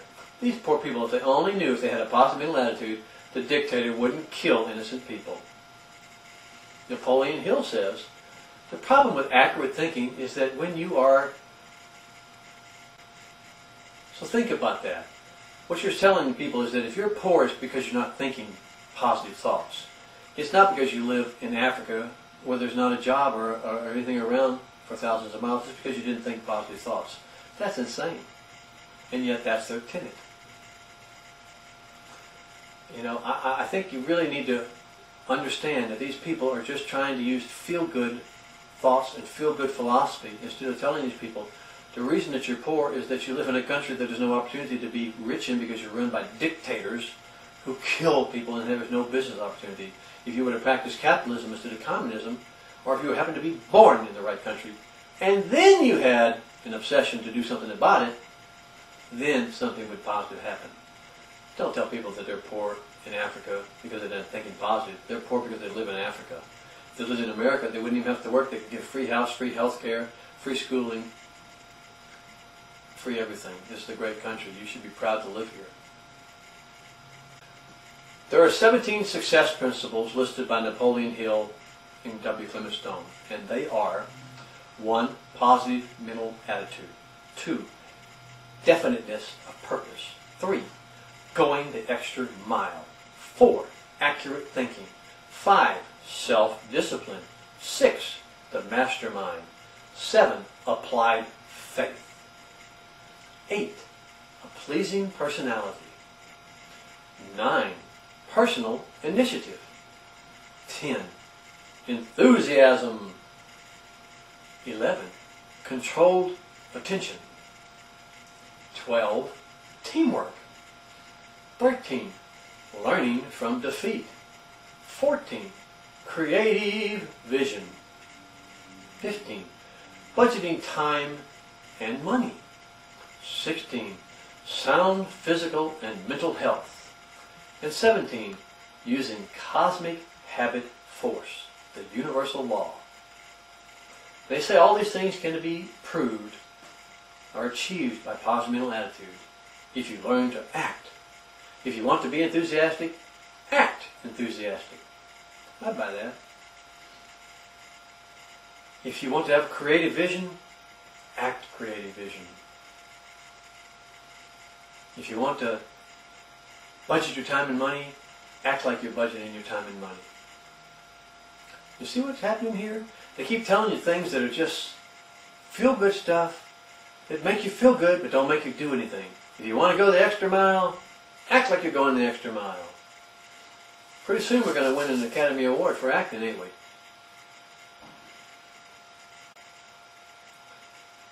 You know, all those are great, but it just doesn't work for me and work for most people. I'm just not that good enough an actor. They say if you use positive mental attitude, you'll automatically follow through on your plan of action. Prove it. Prove it with the millions of people that read your book and didn't follow through. I've read their books and didn't act. Millions of people have read their books and didn't follow through. Didn't take the actions that they said. PMA never causes you to take direct action, to work the long hours necessary to achieve anything. Only obsessions cause you to take direct action. It's a great PMA fairy tale. Oscar and his oil finding machine. Oscar invented an oil finding machine. And after finding a few puddles of oil within, he was returning home when he stopped off in Oklahoma City, and the machine went crazy. Naturally, Oscar didn't believe the machine and broke it, only to find out later that Oklahoma City was floating on oil. This story, according to Napoleon Hill, shows the power of negative mental attitude.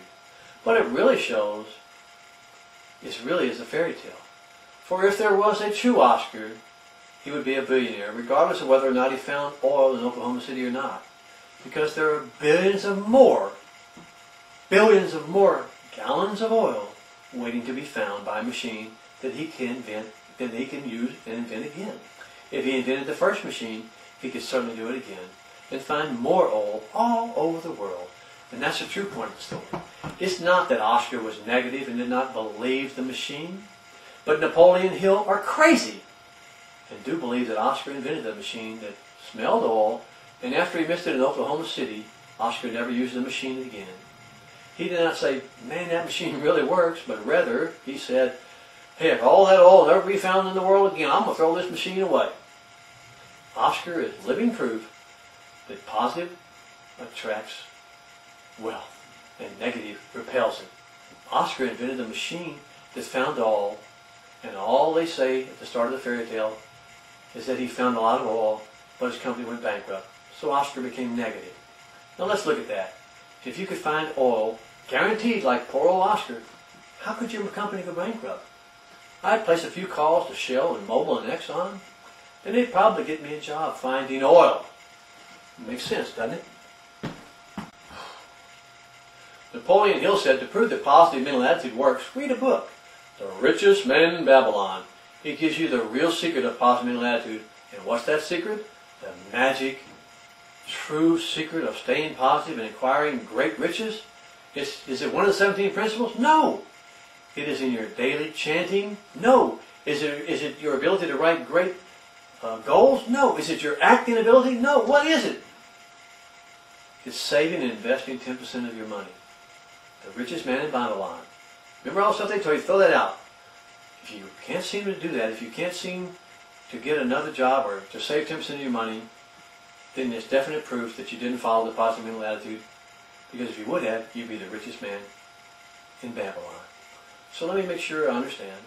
The real secret of growing rich is not to think and grow rich, but to work, save your money, invest, and grow rich. Why isn't the book called Work, Save Your Money, Invest, and Grow Rich? Why are all the positive mental attitude nonsense makers out there telling you that all you have to do is think and grow rich, when they really meant you had to work hard, save your money, and invest it? I think that's just another faux pas from the positive mental attitude guys.